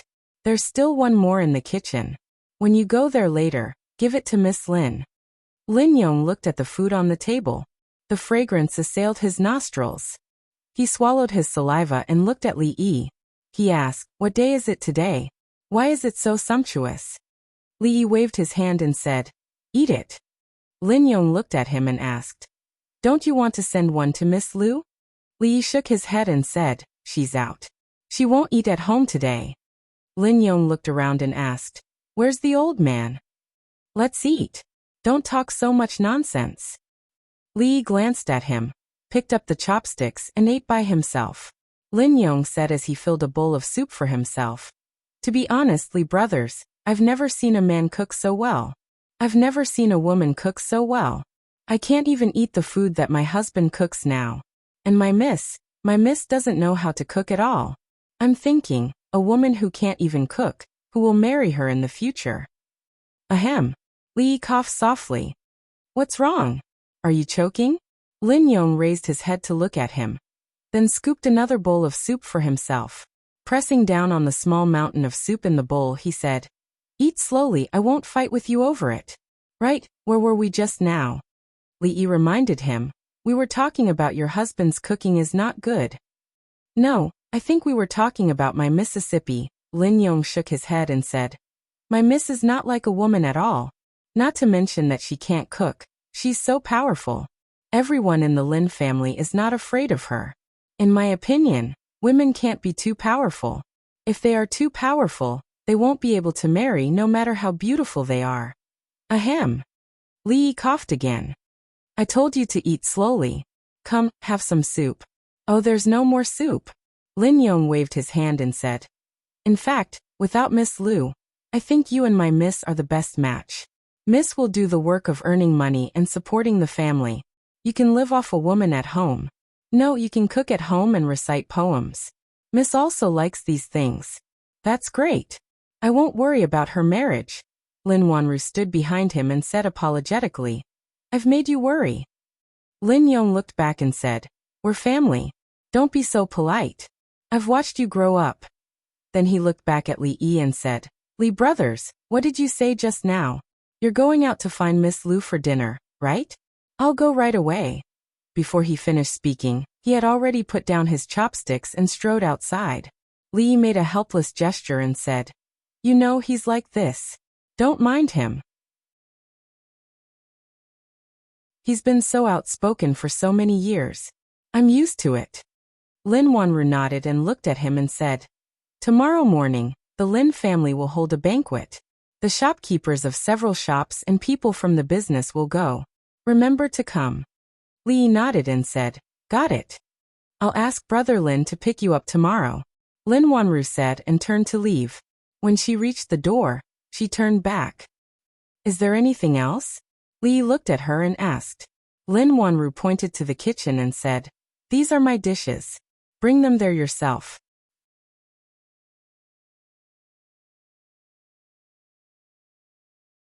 Chapter 7:14. Although the Lin family was not as rich as the Qian family in Fengzhou, and there were hundreds of shopkeepers in the shops under their name, the number of people in the shops was not small, including the members of the small chamber of commerce led by the Lin family. Every 6 months, the Lin family would gather these people together. Firstly, it was to connect with each other, and secondly, it was to evaluate their achievements. Based on this, they would reward or punish them. Occasionally, they would also make some changes in personnel. Although the accounts of the Lin family were personally handled by Lin Wanru, as the accountant, Li Yi naturally had the right to participate in this meeting. Apart from the 2 days he stayed here at the beginning, This was the second time he came to the Lin family. Today, the Lin family was very lively. Li Yi did not know many members of the Lin family, and now there were many new faces. He had never been interested in such a banquet. Yesterday, he just did not think about how to bid farewell to Lin Wanru, so he agreed to it. In fact, he still had not thought about it. If it was just a relationship of using each other from the beginning, there was nothing to worry about. Leaving a letter was enough, and there was no need for any explanation. Any explanation would be an explanation for the previous deception, and it would be difficult to say it. After all, he was shy and embarrassed. Lin Wanru was now the real master of the Lin family, and everyone was afraid of her. Naturally, there were many social engagements this morning. Li Yi saw her walking back and forth a few times, but he only nodded or smiled slightly. He did not even have time to speak. There were quite a few people who glanced at him or stopped at him. Occasionally he could hear some gossip. For example, what was the relationship between this accountant and the young lady of the Lin family? Could it be that he was keeping a gigolo outside? It was really unusual for the young lady of the Lin family to be unmarried at this age. She was as pretty as a flower and had an exquisite figure. This gigolo had gotten a bargain. Li reached out and touched his face. These days he was busy and did not have much time to bask in the sun. Maybe his face was a little pale, but it did not matter. It would be back to black after a month of basking in the sun. He really missed the small courtyard and the rocking chair at home. Lin Yong kicked over the stool of someone who was gossiping and sat opposite Li Yi. He said, "I hate these people who gossip behind people's backs the most. What's the use of talking behind people's backs? Do you have the guts to say it in front of the young lady?" Lin Yong glanced at Lin Wanru, who was surrounded by countless people not far away. He picked up a pot of tea from the table and gulped it down. Only then did he wipe his mouth and say, "Miss plans to open a new shop. She will announce it today." These people are all thinking about opening a new shop. They are simply dreaming. Miss already has plans. They are all wasting their efforts. Li Yong of Lin and asked Cass Lin's Lin. "Of course it is to be a shopkeeper." Lin Yong looked at him and said, "Being a shopkeeper has a lot of money. Everyone knows this.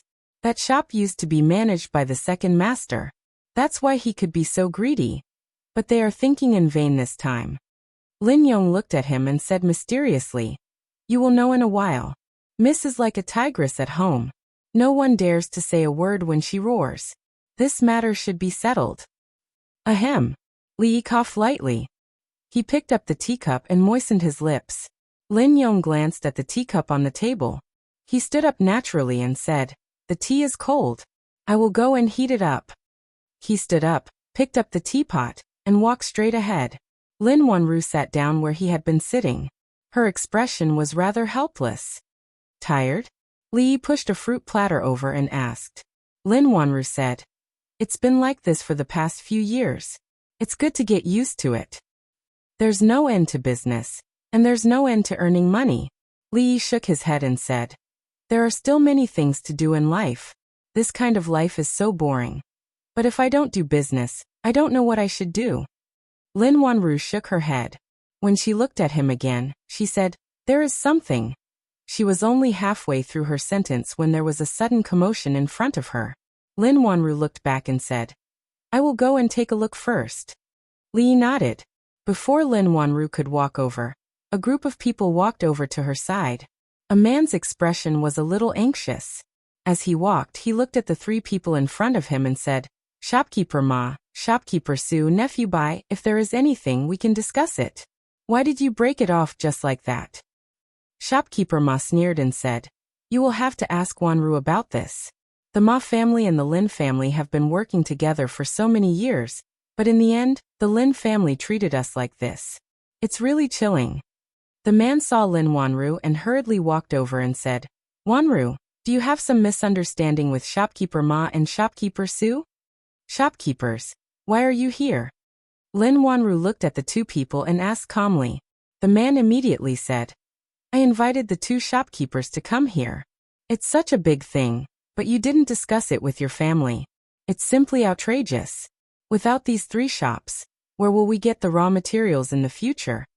Lin Wanru looked at the man and said, Third uncle, I have my own arrangements for this matter. What arrangements? The man frowned and said, if there is any misunderstanding with shopkeeper Ma and shopkeeper Sue, quickly apologize. The Lin family still needs to cooperate with them in the future. Nephew Bai is one of us. We will talk about it in detail later. Third uncle, I know what to do with the Lin family. You don't need to worry about this matter. What do you mean you know what to do? The man's face showed anger and said, is the Lin family your Lin family or our Lin family? Do you really want to squander the great Lin family? He didn't deliberately suppress his voice, and this sentence was heard by almost everyone present. Today was a grand event of the Lin family. In addition to the members of the Lin family, the shopkeepers, stewards, and other management personnel were gathered here. They could be considered the backbone of the entire Lin family. The scene in front of them made them a little confused and surprised. They didn't know why the third master was so angry. The third master of the Lin family pointed at Lin Wanru and said loudly, you tell me for the past decades, the Lin family's supplies have been provided by the Ma family, the Su family, and the Bai family. Now she just said that she will stop. Where will the Lin family get supplies in the future? We will hand over the Lin family to you, not to let you mess around. The Lin family had actually heard about the cessation of cooperation with the Ma family, the Su family, and the Bai family these days. But on the one hand, the shop was operating normally, and on the other hand, the monthly distribution of money to them didn't decrease but increased. Who would go against the money and offend this strong woman? Their third uncle throwing such a big tantrum today made them feel somewhat baffled. The last person who talked to her like this was her second uncle, who was originally the second in the Lin family. Now he didn't even attend such an important event. For a moment, everyone was confused. What was wrong with the third uncle today? Lin Wanru looked at the third uncle of the Lin family in front of her, and then looked at the three people next to him. She looked back and asked, third uncle, have you finished? What's with your attitude? The third master of the Lin family's face turned red and said, you're rebelling. If the Lin family continues to be tormented by you like this, sooner or later it will be over. After saying this, no one responded. The third master of the Lin family looked a little embarrassed, and his eyes vaguely glanced in a few directions. Finally, someone stood up and said, I think third brother is right. We have been cooperating with these families for so many years. How can we just stop? How can we do business in the future? Another person responded, yes, Wanru, this matter concerns the entire Lin family. You can't make the decision alone. Lin Wanru looked at them. She had seen this kind of situation countless times, but they had long been used to lying at home and taking money, so they would just say it. This time, third uncle was probably looking for the wrong person again. Shopkeeper Ma waved his sleeves and said, if it weren't for the many years of friendship with the Lin family, I wouldn't have come today. Shopkeeper Ma, don't be angry, don't be angry. The third master of the Lin family tried to persuade him. He hurriedly gave Lin Wanru a look and said, what are you waiting for, Wanru? Apologize to Shopkeeper Ma quickly. Shopkeeper Su also frowned and said, if the Lin family can't give us a satisfactory explanation for this matter, we'd better go our separate ways in the future. Lin Wanru reached out to the door and said, then please.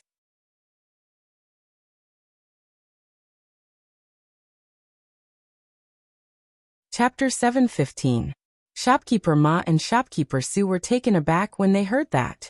Their faces instantly turned ugly. Shopkeeper Ma smiled coldly and said, third master Lin, you saw it too. It's not that we don't want to give you face. Your Lin family really has produced a powerful person, Shopkeeper Su said in a strange tone. He turned around and said, let's go. He and Shopkeeper Ma turned around and left. Bai Yu looked at third master Lin, then at Lin Wanru, and also turned around to leave. Let's hold a family meeting. Third master Lin looked around and said to the Lin family members, it's time to choose someone who truly thinks for the Lin family. The family meeting was not an ordinary meeting. It was only held when it involved important matters, such as the renegotiation of the person in charge of the Lin family's business. The Lin family's attention was not on third master Lin, but on what was behind him. Shopkeeper Ma and the others did not leave, not because they did not want to, but because the door was blocked. Although it was not the main door of the Lin family, it was still quite spacious. If two fat men stood there, it would still be a little crowded. Before Shopkeeper Ma could say move aside, he shivered and held back his words. He smiled and said, Shopkeeper Qian, please, please. Shopkeeper Su and Bai Yu quickly moved aside. Others might not recognize the god of fortune money, but as businessmen, how could they not recognize him? After moving aside hurriedly, they were confused. Today was the Lin family's family banquet. What was the famous god of fortune money doing here? However, the god of fortune money did not care about the three of them. He straightened his belly and walked straight inside. So fast. Li Yi, who was eating melon seeds nearby, stood up and murmured. Third uncle of the Lin family turned around and looked at the familiar yet strange fat man with a puzzled expression. Lin Wanru was surprised for a moment. She stepped forward and bowed slightly. Welcome, Shopkeeper Qian. Please forgive me for not going out to meet you. You are Lin. The god of fortune money straightened his belly and looked at him. Halfway through his sentence, he saw a figure sitting in front of him. He immediately bent down and asked, You are Miss Lin Wanru, right? Yes. Lin Wanru nodded. She suppressed her doubts and asked, What brings you here, god of fortune money? Only then did everyone realize that the person in front of them was the famous fortune god of money. Their expressions changed instantly. The name fortune god of money was like a myth in the hearts of the merchants in Feng province. The minds of Shopkeeper Ma and the other two were still in a mess. Hearing the name of the god of wealth, Third Master Lin stood rooted to the ground. He felt like his tongue was tied and he couldn't move a single step. Just call me Shopkeeper Qian. Don't stand on ceremony, Miss Lin. You are welcome, Miss Lin. The god of fortune money waved his hand and said, I have a business to discuss with Miss Lin this time. Is it convenient now? As soon as the god of fortune money said this, not only Lin Wanru, but also Shopkeeper Ma and the others could not believe their ears. Who else in Feng State had such great airs to let the god of fortune money come to talk business in person? When they thought about it more deeply, their faces began to turn pale and their hearts became anxious. Even the god of fortune money came to visit in person. Was the Lin family still the Lin family they were familiar with? Lin Wanru was also surprised. Strange things had happened one after another these days. First, there were foreign businessmen seeking cooperation. And then the Qian family, a giant businessman, came to visit. Was the Lin family favored by the god of fortune? Thinking of something, she began to doubt again in her heart. She looked at the god of fortune money and asked carefully, Is the Qian family also in the jewelry business? The god of fortune money was stunned for a moment. He turned to ask a person behind him, Does our family have a jewelry business? No. The fat man shook his head and said, There are few customers in that shabby shop all day. It is not lively, so we don't do it. Now we do. The god of fortune money thought for a moment. He looked back at Lin Wanru and said, The jewelry business is very profitable. The Lin family has been in this business for decades. I can trust you. The Qian family has money, and you have experience. We can cooperate. Lin Wanru was stunned. After coming to her senses, she nodded slowly and said, Shopkeeper Qian, it said. When Shopkeeper Ma and Shopkeeper Su heard this, their legs immediately became soft. What kind of cooperation was this? It was obvious that the Qian family was shamelessly sticking to them. When had the god of fortune money been so polite to others? The Lin family had found a great master. Even the god of fortune money had come to visit them in person. If they went against the Lin family, how could they survive in Fengzhou in the future? Bai Yu opened her mouth, but she didn't know what to say. She watched the Lin family crowd around them. She stood there in a daze. She looked at third master of the Lin family, and found that he had the same expression. More than half of the people outside suddenly disappeared. Li Yi shook his head. This must be the arrangement of Zhao Yi. The reason why the god of fortune money's road to wealth was so smooth was probably because of him. It was a little exaggerated, but at least it showed that he took this matter to heart. A shadow appeared in front of him. Li Yi looked up and saw Qian Duoduo standing in front of him. He waved to him and said, Brother, we meet again. Li looked at him and shook his head. I have no poems to sell to you this time. Qian Duoduo quickly sat to the side and said, Hey brother, don't be like this. The price can be negotiated. Li couldn't figure out what was going on in his mind. He asked, Why do you need so many poems? Is it just to woo those brothel girls? Qian Duoduo gritted his teeth and said, I just can't stand those scholars. As long as I can make them uncomfortable, I'm happy. So you buy poems? They say I'm an idiot, so I write poems for them to see. Li glanced at him. Those scholars must have hurt him a lot in the past. It made sense. He was fat and didn't study well. He used to be the target of bullying in school. You make them uncomfortable just because you write poems? Qian Duoduo nodded and said, Just thinking about how they looked back then is enough to vent my anger. Then you might as well spend a silver coin to find a few ruffians on the street. When they come out of the brothel at night, you can cover their heads and beat them up. Li looked at him and said, If you pay a silver coin, those ruffians will definitely do it. If you can beat up 10 with 1 tael of silver, how many can you beat up with 10,000 taels of silver? You can't be unhappy with all the scholars in the world, right? Qian Duoduo was stunned for a moment and said, Is that okay? Li looked at him again. This kind of rich young master had never experienced the sufferings of the human world. A silver coin was already a lot. With this silver coin, a poor family would have food to eat and not starve to death. If this isn't enough to vent your anger, spend more money. 1 tael of silver. 1 tael of silver to find a beggar with a child on the street. When he is drinking with his friends, rush in while crying and scold him for being heartless and abandoning his wife and son. Run away after scolding him a few times. I guarantee that he won't care about you in the future. That works. Qian Duoduo's eyes widened. If you are willing to spend more money, 100 taels of silver, there will be lesser-known prostitutes willing to listen to you. They will spread the news that he doesn't pay for prostitutes. From then on, you won't see him in any brothel. Li patted him on the shoulder and said, Think about it. How many things can you do with 10,000 taels of silver? Save it. Even if you have money, you shouldn't spend it like this.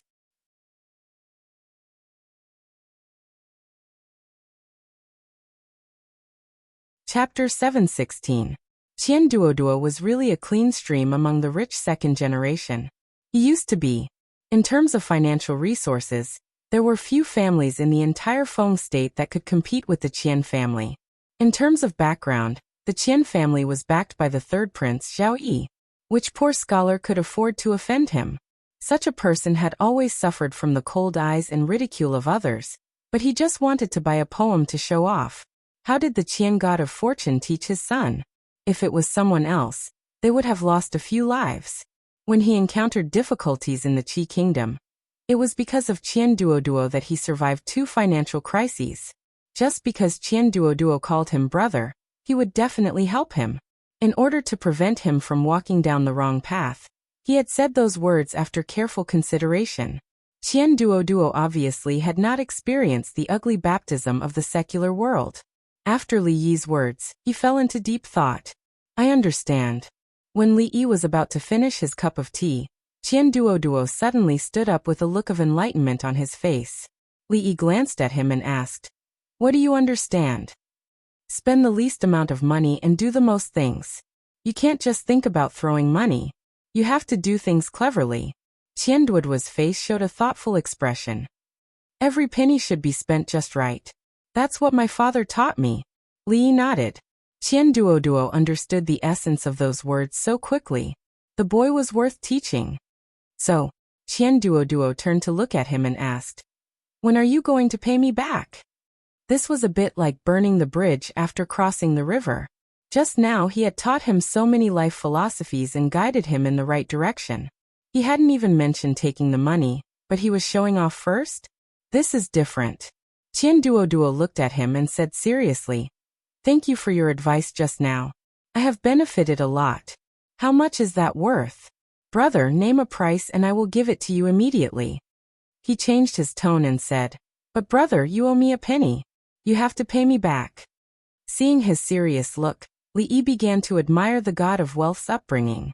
To be able to raise such a son, it was enough to show that the god of wealth could climb to such a position in a short time, not entirely because of Zhao Yi. Li Yi had a look of appreciation on his face. He nodded and said, "The return event is over. I don't have any money." The nature of today's banquet could be considered as half a family banquet for the Lin family.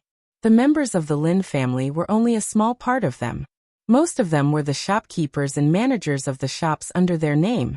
Although the Lin family was not considered a big merchant, there were still some smaller merchants that depended on them, including the Bai family, the Ma family, and the Su family. Due to the close business relationship between the four families, they would often attend such occasions. At this time, most of the Lin family members had gone inside. Most of the people outside were outsiders. Those small merchants and the shopkeepers and managers of the Lin family were chatting with each other. They looked in a certain direction from time to time, and their faces were full of doubt and surprise. There were many rich families in Feng State City. There were also a few families that had dozens or even hundreds of years of history, which the Qian family could not compare with. However, those high and mighty families had nothing to do with them. The Qian family, whose businesses were all over Feng State, was closely related to them. If the god of wealth was dissatisfied with them, he only needed to express a little bit, and these small businesses would face the danger of collapse. The god of wealth would not come to the Lin family for no reason, and put on such an attitude. The Lin family was probably lucky this time. They had climbed up this high branch.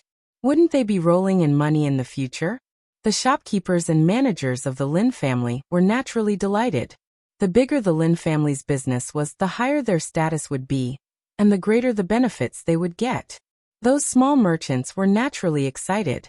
Although they could not directly connect with the Qian family, it was not bad to be indirect. The Lin family was eating meat with the Qian family, so there should be some soup for them to drink, right? The Bai family, the Ma family, and the Su family did not know what was wrong with them. Originally, with their relationship, they would definitely benefit the most this time. However, they chose to fall out with the Lin family at this time. It would be difficult for them to get on the same boat this time. Shopkeeper Ma and Shopkeeper Su were still standing at the door. They did not know whether to leave or stay. They had just fallen out with the Lin family, so it was not appropriate for them to stay here. It was too embarrassing. However, they could not let go of their worries. The Lin family was obviously not the same as before. If they really joined forces with the Qian family to do something to them, how could they live in the future? Bai Yu stood beside the two of them and looked in the direction that Qian God of Fortune had just gone. Then, she looked at the figure who was talking to young Master Qian on the other side. Her expression was a little uncertain. After a long time, there was finally some movement in the matter that everyone was concerned about. Surrounded by the crowd, Qian God of Fortune walked out from inside and said with a smile, "You're too polite. It's settled then. The manager will discuss the specific cooperation matters with you when the time comes." The people present were not willing to let go of the opportunity to curry favor with Fengzhou God of Fortune. They all stood up and rushed over. This time, Shopkeeper Ma and the other two were isolated. The three of them stood at the door, which was particularly conspicuous.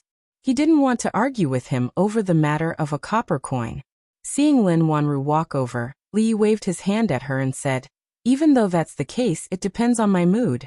That copper coin doesn't belong to you. If I want to give it to you, I'll give it to you. If I don't, you can't take it." Young Master Qian. Qian Duo still wanted to say something, but the woman behind him had already walked over. "Miss Lin." Qian Duo returned the greeting and turned back to continue carrying out his justice. Li looked at Lin Wanru and then looked at Qian Duo. He signaled in the direction of the door with his eyes. Qian Duo was stunned and asked, "What do you mean? How could he be so insensible?" Li looked at him again and said, "It means that you can go." Qian Duo looked back again and finally realized something. He turned around and walked in the direction of the door. After taking 2 steps, he turned back and reminded, "1 coin." After sitting down, Lin Wanru looked at him with some confusion and asked, "Young Master Qian, do you know him?" Li nodded and said, "I've seen him twice." Looking at the situation just now, it did not seem like they had only met twice. Lin Wanru looked back, but did not ask again. There were too many things about him that she could not understand. Li looked at her and asked, "Have you negotiated with the Qian family?" Lin Wanru nodded and said, "I don't know why the Qian family wants to cooperate with us, but according to the way they just said, it will only be good for the Lin family." Seeing that there was still a trace of worry between her eyebrows, Li asked, "What are you worried about?" "I always feel that, these days it has been a bit too smooth." Lin Wanru shook her head and said, It's like someone is helping us. From the foreign merchants to the Ma family and the Su family's source of goods, and today, the god of fortune came to visit us. Everything is too smooth." Li looked at her and asked, "Isn't it too smooth?" "It's like being blessed by the gods." Lin Wanru smiled and said, "In the past I didn't feel anything when I stumbled along the way, but now, I feel a little uneasy." "Blessed by the gods." Li Yi was stunned and said with some embarrassment, you flatter me, you flatter me." "What?" Lin Wanru looked up at him with some doubt in her eyes. "Nothing." Li Yi hurriedly waved his hand. Lin Wanru nodded and looked at him and said, "Actually, I have something to tell you today. It was decided yesterday, so I didn't have time to tell you." Li Yi nodded and said, "Just in time, I also have something to tell you." "Then you first." "You first." The two looked at each other and shook their heads and smiled at the same time. "I'm leaving. I want you to be the shopkeeper of the new shop." Lin Wanru paused for a moment, then nodded and said, "Since you're leaving, you should go back first. Miss Lu really does need someone to take care of her. This matter, when I go back later, I'll talk to you." Li looked at her and said, "I'm going back to the Jing Kingdom." Lin Wanru's voice stopped abruptly. She looked up at him with an uncertain expression and said softly, "What did you just say?"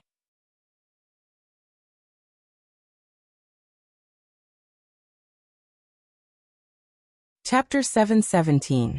I'm going back to the Jing Kingdom soon. Li looked at her, paused for a moment and said, "It was an accident that I came here. Now it's time to go back." "You are going back to the Jing Kingdom." Lin Wanru was stunned, but she soon came to herself and said, "It's not good to wander outside. You have to settle down eventually. But what about Miss Lu? If you go back like this, will your family?" Li shook his head and said, "I've talked to my family." In the end, he didn't intend to tell Lin Wanru everything. It was good to say goodbye like this, and the impact on her heart might be less. Lin Wanru thought for a moment and said, "When are you leaving?" "I'll arrange Brother Lin to escort you back, and bring some traveling expenses, which will be needed on the way." "We're leaving today." Li shook his head and said, "When we go back there will be guards with us. We don't need to bother Brother Lin." Then, Lin Wanru looked around and said, "There are still some things there. I'll go there first." When Lin Wanru got up, there were many people around. "Wanru, do you have a candidate in mind for the manager of the new shop?" "Sister, is that the god of fortune money? Does the Qian family really want to cooperate with our Lin family? The people of the Ma family, the Su family, and the Bai family are back again. They are waiting there now. Would Wanru like to meet them?" Lin Wanru waved her hand and said, "Let's talk about these things later. I'm a little tired. I'll go back to my room first." The Lin family looked at each other. The new shop was about to open, and the god of fortune money personally came to visit. The Lin family could be said to be soaring today, and it was foreseeable that they would be rolling in money in the future. But she didn't seem to be in a good mood. When Lin Yong came back with a pot of hot tea, he looked around in surprise, scratched his head, and asked, "What happened just now?" They all looked very strange. Li reached out to him and said, "Sit down. I have something to tell you." Lin Yong looked around and didn't find his Mississippi. Then he turned his head and said, "What's the matter? Do you still remember the foreign businessman that day?" Lin Yong nodded his head and said, "I remember. You're the one who can't stop talking, right? After cooperating with the Qian family, the Lin family's business will grow bigger and bigger, and there will be more and more shops. In the future, you will often see those foreign merchants. You just have to cooperate with them like before. You can say these words to my Mississippi." I don't care what you say to me. Lin Yong asked in surprise. Oh right. What are we eating tonight? Is it the same as yesterday? There is a box under the bed in the room next to Fonglin Garden. After tonight, you can take it out and give it to your Mississippi. Lin Yong was even more surprised and asked, Wait, what are you talking about? Why don't I understand? Li took out a booklet from his arms and handed it to him, saying, Don't forget to give it to her. You must give it to her in person. Lin Yong was stunned. He looked at him and asked, What on earth happened? Hurry up. On a street in Fengzhou City, a group of soldiers passed by quickly, and pedestrians gave way. What's going on? Are they going to arrest people again? Didn't they say that those people have been surrounded by the third prince? How can they come out? It seems that someone is going to be unlucky again. As the pedestrians on the street were talking, the young man in white who was walking in front urged again with a sullen face, Hurry up. If they run away, can you bear the responsibility? A man who looked like an official followed him and asked carefully, It's not good to arrest people so casually, right? The young man looked at him and said discontentedly, What do you mean by casually arrest people? I suffered serious internal injuries because of him. Can't your yamen do something about it? The accompanying officials lowered their heads and said nothing. County Magistrate Wu was in real trouble this time. He couldn't afford to offend any of these people from the capital.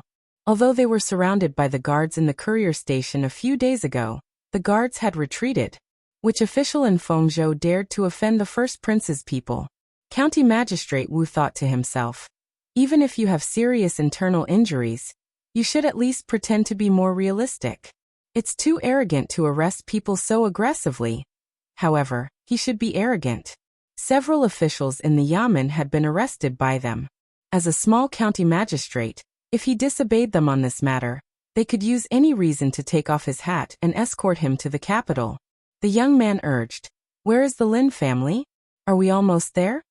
County Magistrate Wu pointed to the front and said, It's just in front, almost there. A trace of pleasure appeared on the young man's face. Although he wasn't surrounded in the courier station like the censors, he was still depressed. If he didn't take revenge, he wouldn't feel at ease when he returned to the capital. He had to leave Fengzhou tomorrow. It wasn't easy for him to get an order from his cousin. What could a lowly businessman do? However, time was short. He had to let the two women go this time. What a pity. Do you remember everything? Li looked at Lin Yong again and asked. Yes, I remember. Lin Yong nodded and immediately asked, What happened? You should tell me now, right? I'm leaving. Lin Yong was stunned for a moment and said, It's not too late to leave after you tell me what happened. As soon as he finished speaking, a voice suddenly came from the front. Who is Li Xian? Li looked at him strangely and asked, Is there a person called Li Xian here? Isn't that you? Lin Yong looked at him in surprise. Li Yi was stunned for a moment. He rubbed his forehead and said, Sorry, I forgot. Lin Yong looked at him, and then at the group of officials pouring in from the door. He was confused until a somewhat familiar young man walked in from outside. His expression finally changed. Who is Li Xian? A man in an official uniform stood at the door and asked loudly. Seeing the appearance of an official, everyone in the courtyard was stunned at first, and then they were all surprised.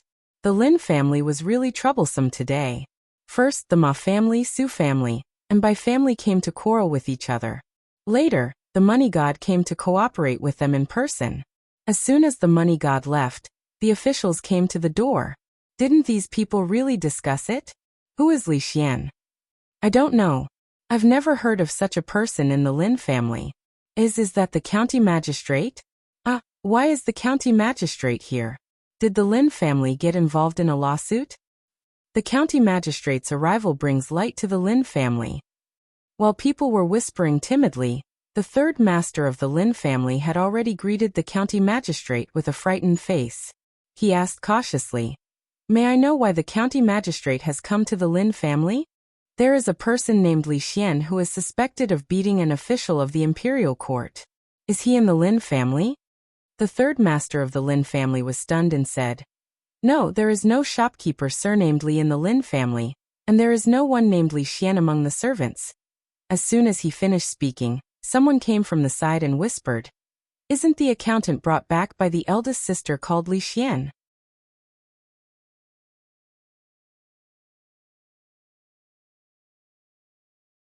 Chapter 7:18. Beating up an official of the imperial court? Bai Yu, who was standing behind the crowd, was startled. He naturally knew who Li Xian was, and had even personally investigated him. He was the scholar who lived next to Fragrant Forest Park. Previously, he had embarrassed himself in front of Lin Wanru. Bai Yu naturally did not have a good impression of him. This person actually dared to beat up an official of the imperial court, and even caused the county magistrate to come looking for him personally. This was truly gratifying. In an instant, Bai Yu's gaze immediately turned into a mocking one. The third master of the Lin family was also startled when he heard this. Then he seemed to have thought of something and turned his head to look in a certain direction. At a table in the back, a young man slowly stood up. The scholar that Wanru had picked up had initially caused a small disturbance in the Lin family. After all, the position of an accountant was very important. No one would feel at ease handing it over to an outsider. However, it was later discovered that this was not a measure taken by the young mistress of the Lin family to further monopolize the power. The scholar's title of accountant was just a title. It was said that he only stayed in the small courtyard next to Fragrant Forest Park and rarely went out.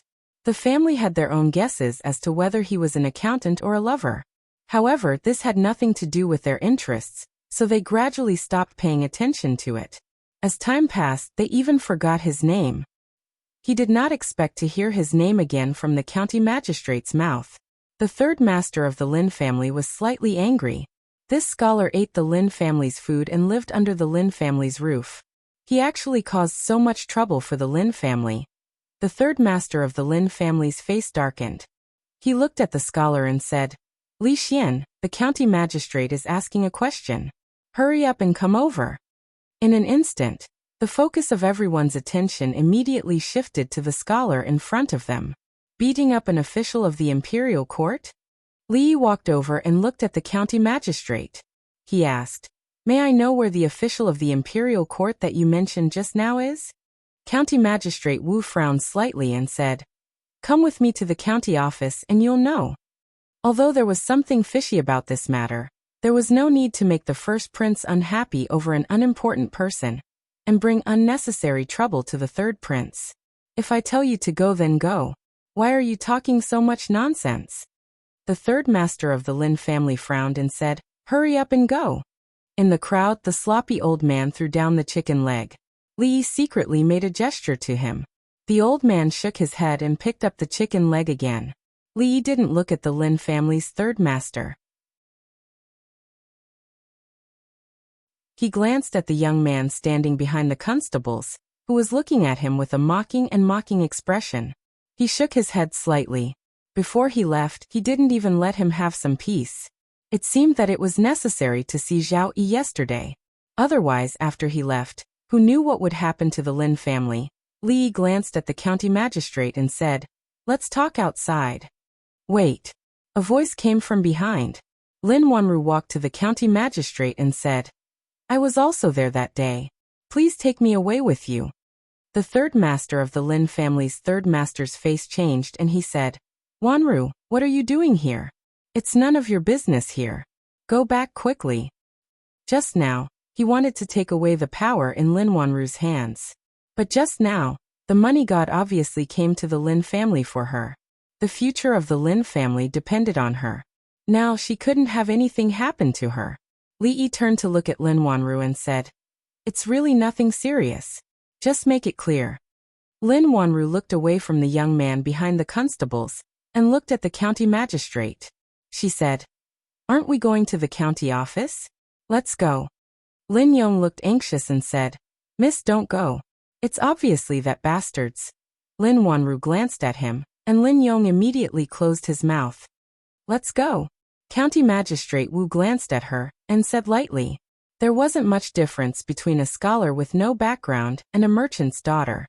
Although the matter wasn't destined to be too serious, judging from the intentions of the person behind him, the scholar would probably suffer some physical pain."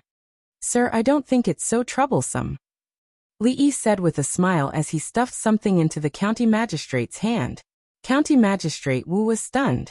Feeling the weight of the thing in his hand, he thought that even if it was a bribe, such a small piece of silver was too small. His face darkened, and he said, "Presumptuous! How dare you bribe me? Guards!" As County Magistrate Wu said, he raised his hand and intended to throw the silver on the ground fiercely in order to show how impartial and upright he was. Before throwing it, he took a casual glance at it. In an instant, his eyes widened as his arm froze in the air, and he couldn't move his eyes away anymore. This jade pendant had just been sent to King Feng's mansion by him some time ago. Today, when he saw it again, it still felt the same. County Magistrate Wu's eyelids twitched when he saw two yamen runners coming out from behind him and walking toward the scholar. He shouted, "What are you doing?" The two yamen runners looked over in confusion. "Sir, didn't you ask us to?" "Shut up." County Magistrate Wu's face darkened. When he turned around, his expression melted like the spring rain. He put the jade pendant back in Li Yi's hand and said with a smile, "This jade pendant can't be thrown around. Please keep it." Li Yi asked with a smile, "Sir, are we still going to the county office?" "No, I'm not going." County Magistrate Wu shook his head fiercely and said, "I'm sorry to disturb you. We'll leave now, right now." Li Yi put away the jade pendant. Zhao Yi did not lie to him. This jade pendant could be exchanged for silver in times of crisis, and could also be used to solve difficulties. It was really a must-have for traveling to the Qi Kingdom. Seeing the sudden change of the county magistrate's attitude, the third master of the Lin family was stunned. He opened his mouth but did not say anything. He was not the only one who was stunned. The county magistrate came in a fierce manner and left in a hurry. He did not do anything in between. It was extremely strange. Lin Wanru looked at County Magistrate Wu, and when she turned her head to look at Li Yi, a trace of unfamiliarity suddenly appeared in her eyes. "County Magistrate Wu, what are you doing?" The young man finally came to his senses. He stepped forward and said angrily, "Are you going to bend the law for personal gain?" County Magistrate Wu's face darkened. He did not want to offend the first prince's people, but it did not mean that he was willing to offend the third prince. The person who owned the jade pendant was obviously someone the third prince attached great importance to.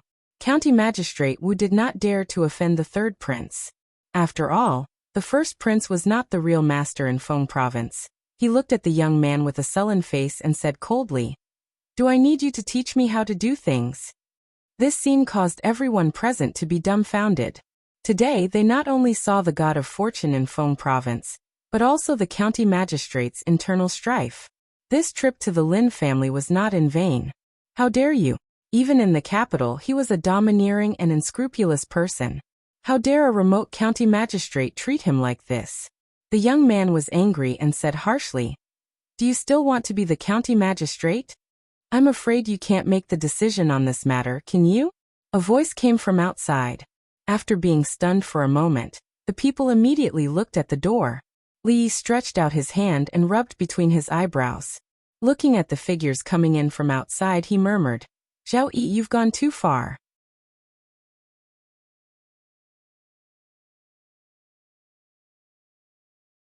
Chapter 719. Most of the people didn't recognize the few figures who walked in from outside the door. However, the young man at the front who had just spoken looked noble. The two young masters on his left and right were also outstanding and had extraordinary identities. Not only that, but there were also 2 rows of armored and armed guards behind them. At a glance, there were probably dozens of them. It was the first time that most of the people present had seen such a lineup.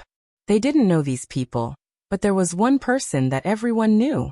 Fortune God of Money, who had left and returned, stood behind the young man as if he was the leader. It was completely different from the situation where he was surrounded by stars. Zhao Xiuwen, Yang Yanzhou. Lin Wanru looked at the 2 people on her left and right. When her gaze moved to the face of the person in the middle, she finally revealed a shocked expression. "Your Highness King Feng. Who's talking?" The young man was in a fit of anger. When he was suddenly rebutted, he subconsciously wanted to turn around and scold back. However, when he turned around and saw the person who walked in, he immediately became dispirited. He trembled and involuntarily took a few steps back, swallowing the words that were already in his throat. Feng Feng. Your Highness King Feng. Although his identity wasn't ordinary, and he had the right to be arrogant, he also knew that there were two people in Feng province that he couldn't afford to offend. One was his cousin, the eldest prince of the Qi kingdom, Prince Heng Zhaozheng. The other was the true ruler of Feng province, King Feng, whom even the eldest prince didn't dare to provoke. He did provoke, but the result wasn't good. The relay station where he lived was surrounded by 1,000 guards. Although his freedom wasn't restricted, he was humiliated, lost the hearts of the people, and even lost his credit. At this moment, he was even more depressed than County Magistrate Wu. Greetings, Your Highness King Feng. County Magistrate Wu bowed apologetically and secretly wiped his cold sweat. As expected, this person's relationship with His Highness King Feng was extraordinary. Not only did he give the jade pendant that represented his identity to King Feng, but he also came personally. If County Magistrate Wu hadn't been quick-witted just now, he would have made a big mistake. If they didn't hear the young man's trembling voice clearly just now, they finally heard the County Magistrate's words just now, which were spoken fluently and clearly in the official language. King Feng. The third master of the Lin family trembled as he said this, and immediately knelt down. When the crowd regained their senses, they also lowered their heads and knelt down. Unless it was a special occasion, the people of the Qi kingdom did not have to kneel to the officials. However, the person in front of them was a genuine prince, the lord of Feng province. In this place, his reputation was unparalleled. They held this name in awe and veneration. Walala. Even the thick-skinned Lin Yong knelt down without hesitation. In the entire courtyard, the only people who hadn't knelt down in front of Zhao Yi were a sloppy old man who was sitting in a seat and eating a chicken drumstick, Li Yi who stood there with a helpless expression, and Lin Wanru who hadn't knelt down because he was holding her wrist. Lin Wanru looked at him and said in a panic, "This is His Highness King Feng. You can't be rude." In the crowd, Bai Yu raised his head and took a look. After being stunned for a moment, a gloating expression quickly appeared on his face. "Come in and talk." Li Yi sighed and turned to walk inside. Lin Wanru was pulled by him. She stared blankly at the people in front of her, and unconsciously followed him in. "I'm a little presumptuous. Brotherly, please don't take offense." Zhao Yi laughed heartily and walked up quickly. Dozens of guards rushed into the courtyard and surrounded the hall that the group had entered. The gloating expression on Bai Yu's face froze. Confusion, and deep fear appeared in his eyes. The third master of the Lin family was still kneeling on the spot. He stared blankly at this scene, and even forgot to get up. At this moment, his heart was pounding.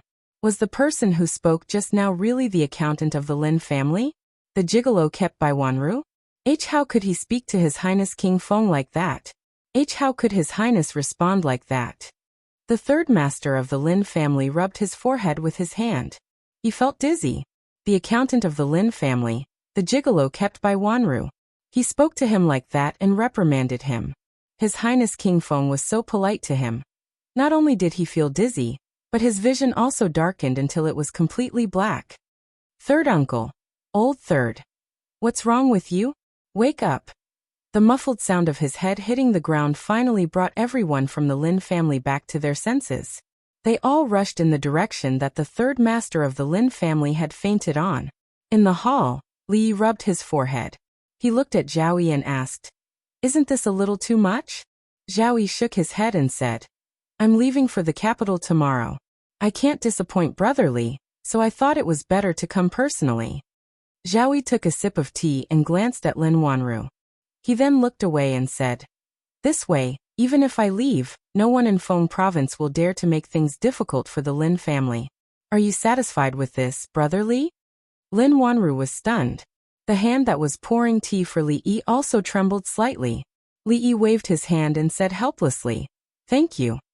The third prince's visit to the Lin family was much more useful than Fatty Qian's visit. In the future, no one in Feng province would dare to do anything to the Lin family, even if they had the guts of a bear or a leopard. However, the problem was, how could he cover up this matter? Moreover, before you leave, Zhaoyi should see you off. Zhaoyi looked at him and added, "Don't forget that you still owe me a meal." Li Yi was stunned and asked, "Didn't I pay you yesterday?" Zhaoyi looked at him and said, "Brother Li, did you forget that you didn't pay the bill yesterday? One treats and the other pays." Li Yi looked at him in surprise and asked, "Is there a problem?" Zhaoyi looked at him deeply and said, "You left in a hurry yesterday. There are some things that you didn't have time to ask. If you go to the capital like this, I won't be at ease." Li Yi took a sip of tea. Zhaoyi looked at him and said, "The imperial edict from the capital arrived yesterday. Many officials in Feng province were found to have their properties confiscated through the debit and credit method. I'm afraid some of them will be beheaded. The imperial court has been in turmoil for a long time because of this. Brother Li, why don't you tell me if this method is feasible or not?" Li Yi looked at him and asked, "You want to implement this method?" Zhaoyi nodded and said, "The problem of the Qi kingdom is already very serious." Li Yi shook his head and said, "If this method is implemented vigorously, the Zhao family will die. If it is not implemented, the world will die." Zhaoyi heard this and frowned slightly. The debit and credit method, turmoil in the imperial court, confiscation of properties, beheading. Lin Wanru's eyes flashed. It seemed that a certain image began to appear in her mind. What will happen if people find out about this method of checking accounts? Actually, it's nothing much. At most, the situation will be unstable, the entire country will be in turmoil, heads will fall, and blood will flow like a river. She glanced sideways. It turned out that he hadn't lied to her when he said those words at that time. Zhaoyi was the third prince, so it was impossible for him to remain at the Lin clan for too long. Moreover, he was leaving for the capital tomorrow and would have many other matters to attend to. It was already extremely rare for him to be able to stay at the Lin clan for an hour. Lin Wanru stood in the hall. The scene of his conversation with His Highness King Feng, Yang Yanzhou, and Zhao Xiaowen appeared in her mind. She finally raised her head and looked at him and asked, "You've known them for a long time?"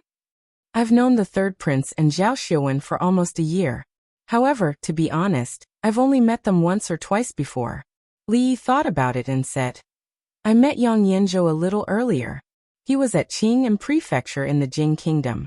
I've known him since then. He's known as the #1 scholar of Qing and Prefecture.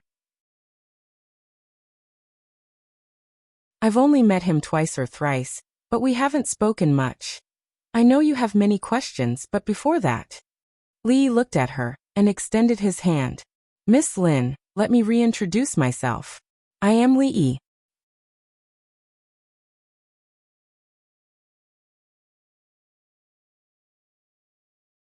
Chapter 720. Li Yi.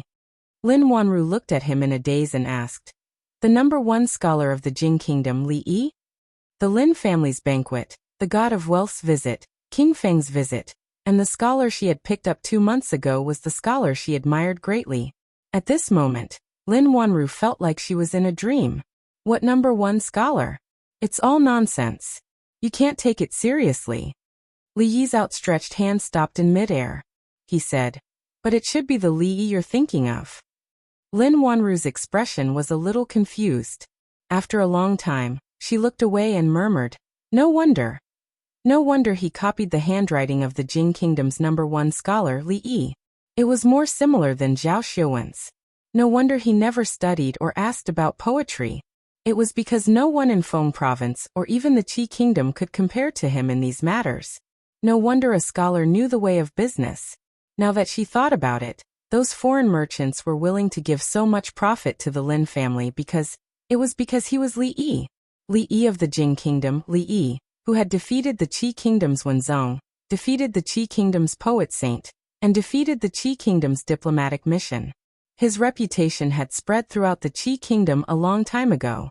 Lin Wanru looked down at his outstretched hand and raised her head again. Li Yi's expression was a little awkward. He said, "This is a form of etiquette in my hometown. It's called the handshake ceremony. When two people who don't know each other meet, They will shake each other's hands as a sign of politeness. Lin Wanru was stunned. She reached out to hold his hand and shook her head.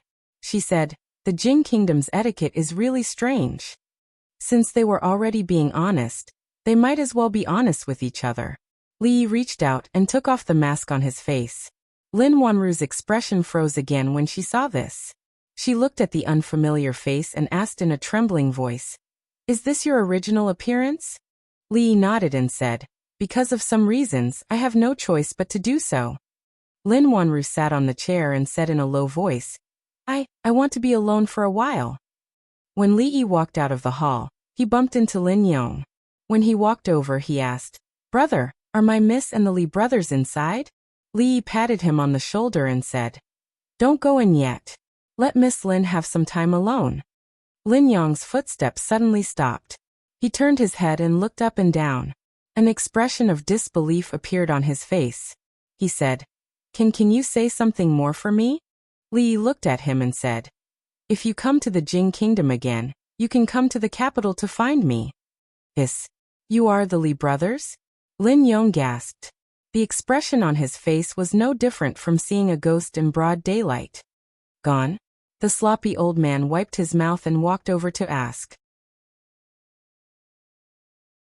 Li Yi looked back and waved his hand, saying, "Let's go." The Lin family's banquet today had not ended. It should be said that the process of previous banquets had only just begun. However, after so many twists and turns in such a short period of time, many people did not have much interest in the banquet that was only held twice a year. The atmosphere was abnormally quiet. Everyone watched as the Lin family accountant walked out. The scene that had just happened appeared in their minds. They looked at the members of the Lin family with extremely complicated gazes. Suddenly, someone exclaimed in a low voice, his appearance." On the other side, the young man named Bai Yu's face was pale. The two shopkeepers beside him, Ma and Su, looked even worse. Shopkeeper Ma, who had been arrogant just a moment ago, was now crying. He looked at the third master of the Lin family and said with a trembling voice, Third master, I beg you let us see Wanru again." In the courtyard, Li glanced at Mississippi Lu and asked, "Are you done packing?" Mississippi Lu nodded. There was originally nothing to pack. When they came, it was empty. When they returned, there was nothing but a few clothes and a chest filled with gold. There was nothing else to bring. Li looked at the sky and said, "Then let's go. Let's go. If we're fast, we'll reach Xuzhou by this time tomorrow." The sloppy old man let out a long sigh.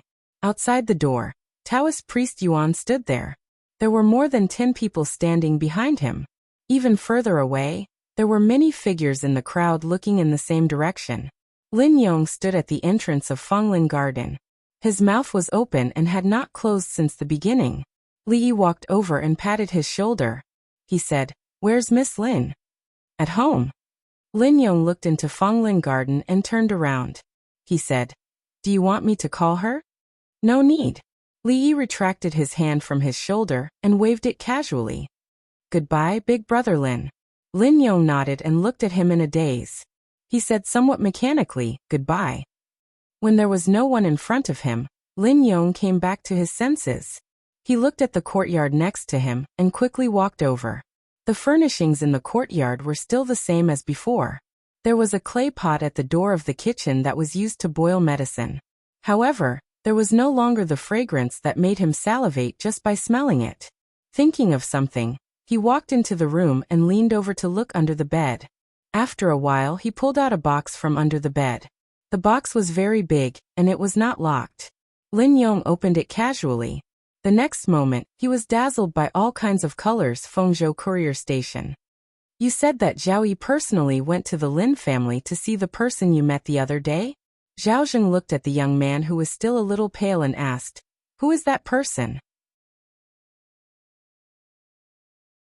"I've already asked someone to investigate." The young man took out a piece of paper and handed it over.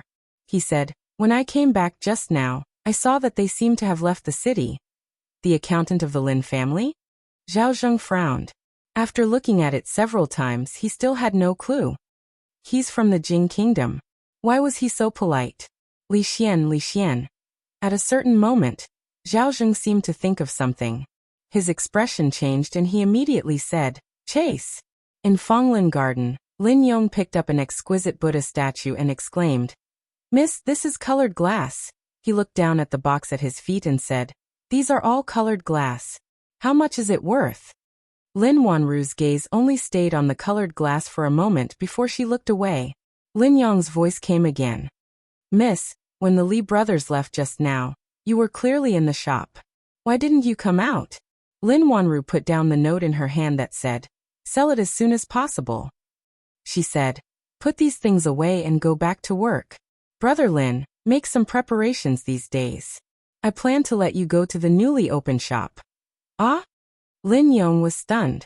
When he wanted to ask again, he suddenly turned his head and looked outside. On the street outside Fonglin Garden, a group of soldiers ran quickly, causing a commotion on the street.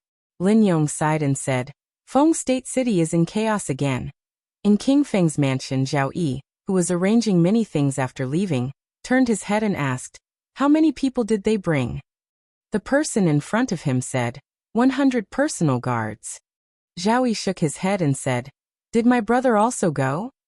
"The first prince is still at the courier station, but the young master of the Yang family went with him." Zhao Yi shook his head and said, "Then let him be." Compared to what he had to face and deal with next, these things were no longer enough to divert his attention. The conflict between the factions in the imperial court, the panic in the local counties, and the confrontation with the first prince in the capital. Zhao Yi rubbed the space between his eyebrows and murmured, "You left so quickly."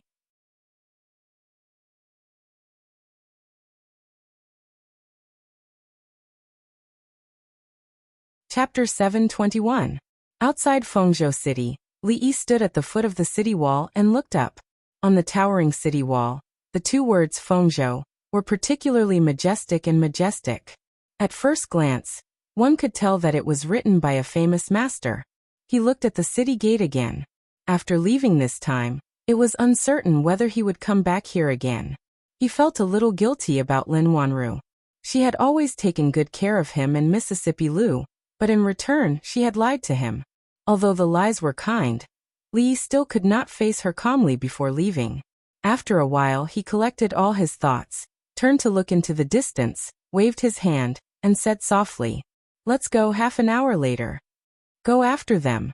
Inside Fengzhou City, a group of fast horses galloped out.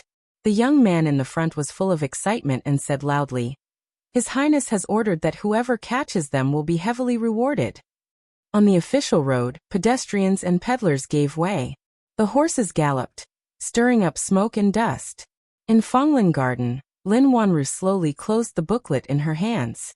The description on it was extremely detailed and detailed the path that fragrant forest garden would take in the future. Even though she still could not understand some of the methods, she did not doubt it at all after her previous experience.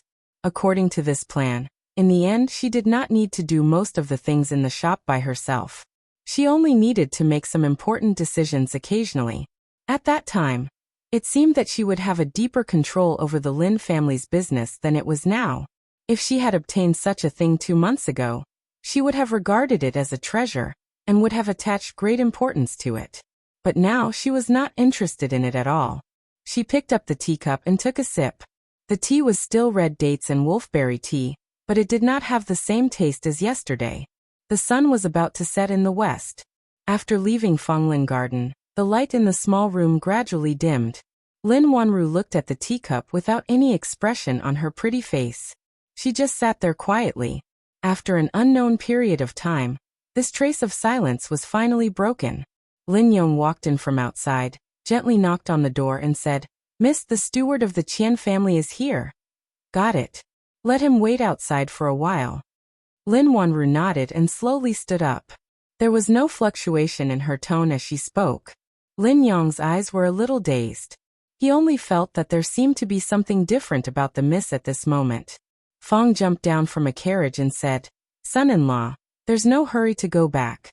There's a town ahead. Let's rest here for a while. We'll be able to make it back before it gets dark." A team of more than 100 people naturally couldn't carry all kinds of weapons on their waists and swagger through the streets like this. At least, they couldn't do that in the Qi kingdom. The goods on the carts were real goods. This time, they had traded glass for a lot of good things from the Qi kingdom. When they went back, they could take them with them. Li nodded and said, "Then let's rest for a while." Feng and the others had traveled almost day and night from the capital city for a month. After arriving in Fengzhou, they didn't have a good rest, so they didn't have to rush back. There seemed to be some grievances between the sloppy old man and the Taoist surnamed Yuan. Usually they didn't bother to talk to each other. At this time, they were on their own side. Feng saw him take out a milk candy from his bosom and throw it into his mouth. He smacked his lips and said, "Hey Chief Su, give me one." The sloppy old man glanced at him and said, "Not many. Don't be so stingy. Just this once. Don't do it again." A candy flew over from a distance. Feng peeled it and threw it into his mouth. He said, "I thought we were going to do something big with so many people. I didn't expect to come back so easily." "Want to do something big?" Li looked back and said, "Here's your chance." Old Feng turned his head to look behind him, and his expression froze. At the same time, many people around him stood up and looked in a certain direction. They saw smoke and dust billowing in front of them. Occasionally, the neighing of horses could be heard. A young man on the horse urged, "Hurry up. They won't be able to go far in the carriage. They should be right in front." Seeing that there seemed to be a caravan in front of them, the young man hurriedly reined in his horse and shouted, "The people in front, stop!" He dismounted and swept his gaze across the crowd. He waved his hand and said, "It's nothing. You can go." Before he could finish his sentence, his gaze suddenly stopped on the face of a woman in front of the crowd. After a moment of shock, he said with joy, "It's them. Capture them all." He waved his hand. The 100 personal guards behind him immediately dismounted and surrounded the entire caravan. Although the other side seemed to have a lot of people, these people were all the personal guards that Prince Hung had carefully selected. Even if they had to face bandits several times their number, they didn't have to be afraid or worried at all. The young man stood at the front and shouted, "Where is Li Xian? Hurry up and come out." Bang! As soon as he finished speaking, he suddenly felt a pain in the back of his leg. He could not help but kneel on the ground. He raised his head and was about to scold them when he saw that the faces of the people inside were all wearing a smile that he could not understand. What he did not understand was where these people had taken out their weapons in the time it took for them to lower their heads. "Everyone, hurry up. Don't waste time." Feng clenched his fists and was the first to walk out. To let the same number of experts from the heaven ranking and earth ranking, as well as the high priests of the intelligence office, deal with these so-called personal guards who at most had some skills. Even if there were a few among them who could be considered to be capable, they would not be able to last long against these people. Even the sloppy old man and the Taoist surnamed Yuan did not make a move. In just a short while, among the 100 people, not a single one was still standing. The young man who was still kneeling on the ground was already pale. His body was still trembling, and he said in a trembling voice, "IWE are the personal guards of the eldest prince. If you dare to do anything to us, you will not be able to walk out of the Qi kingdom." The eldest prince's personal guards? Feng cracked his knuckles and said, "Young master, I have a bold idea." Zhaoyi walked out of the Fengzhou courier station and sighed slightly. He had originally planned to leave for the capital today, but now he had to postpone his journey. The young master of the Yang family had disappeared. 100 personal guards of the eldest prince had been stripped naked and tied up in a forest outside Fengzhou city. They were only found in the early hours of this morning. 100 people. Just thinking about that scene gave him a headache. Although he had long expected that the people sent by the eldest prince would fail, he did not expect that it would be in such a way. The eldest prince had long been disgraced. It was not a big deal for him to be disgraced again. However, he could not pretend that he did not see such a thing happening in Fengzhou. Moreover, the missing young master of the Yang family could be considered as an imperial censor. Although it was only a temporary position, it would be difficult to explain it to the Yang family. Zhao Jing walked out with a dark face and said coldly, "Who did you let go? If you can't give me an explanation for this matter, You will have to explain it to my father when we return to the capital. As soon as Zhao Zheng finished speaking, an official rushed over and said loudly, Your Highness, there is an urgent report from Bingzhou. Last night, several imperial censors and 100 personal guards of Prince Heng entered Bingzhou and gathered the officials of Bingzhou. Under Prince Heng's order, the officials of Bingzhou were asked to confess their mistakes and use silver to atone for their crimes. At dawn, they left Bingzhou with 600,000 taels of silver. A bunch of nonsense. Zhao Zheng was stunned when he heard this. In the next moment, his expression changed and he said coldly, The imperial censors are all at the relay station. When did I give such an order? Because of the matter of the silver, he was already at the heart of the struggle. There were countless opinions among the people, and there were many voices of dissatisfaction with him in the imperial court. The word silver for discussing guilt could not even be mentioned now. How could he do such a stupid thing?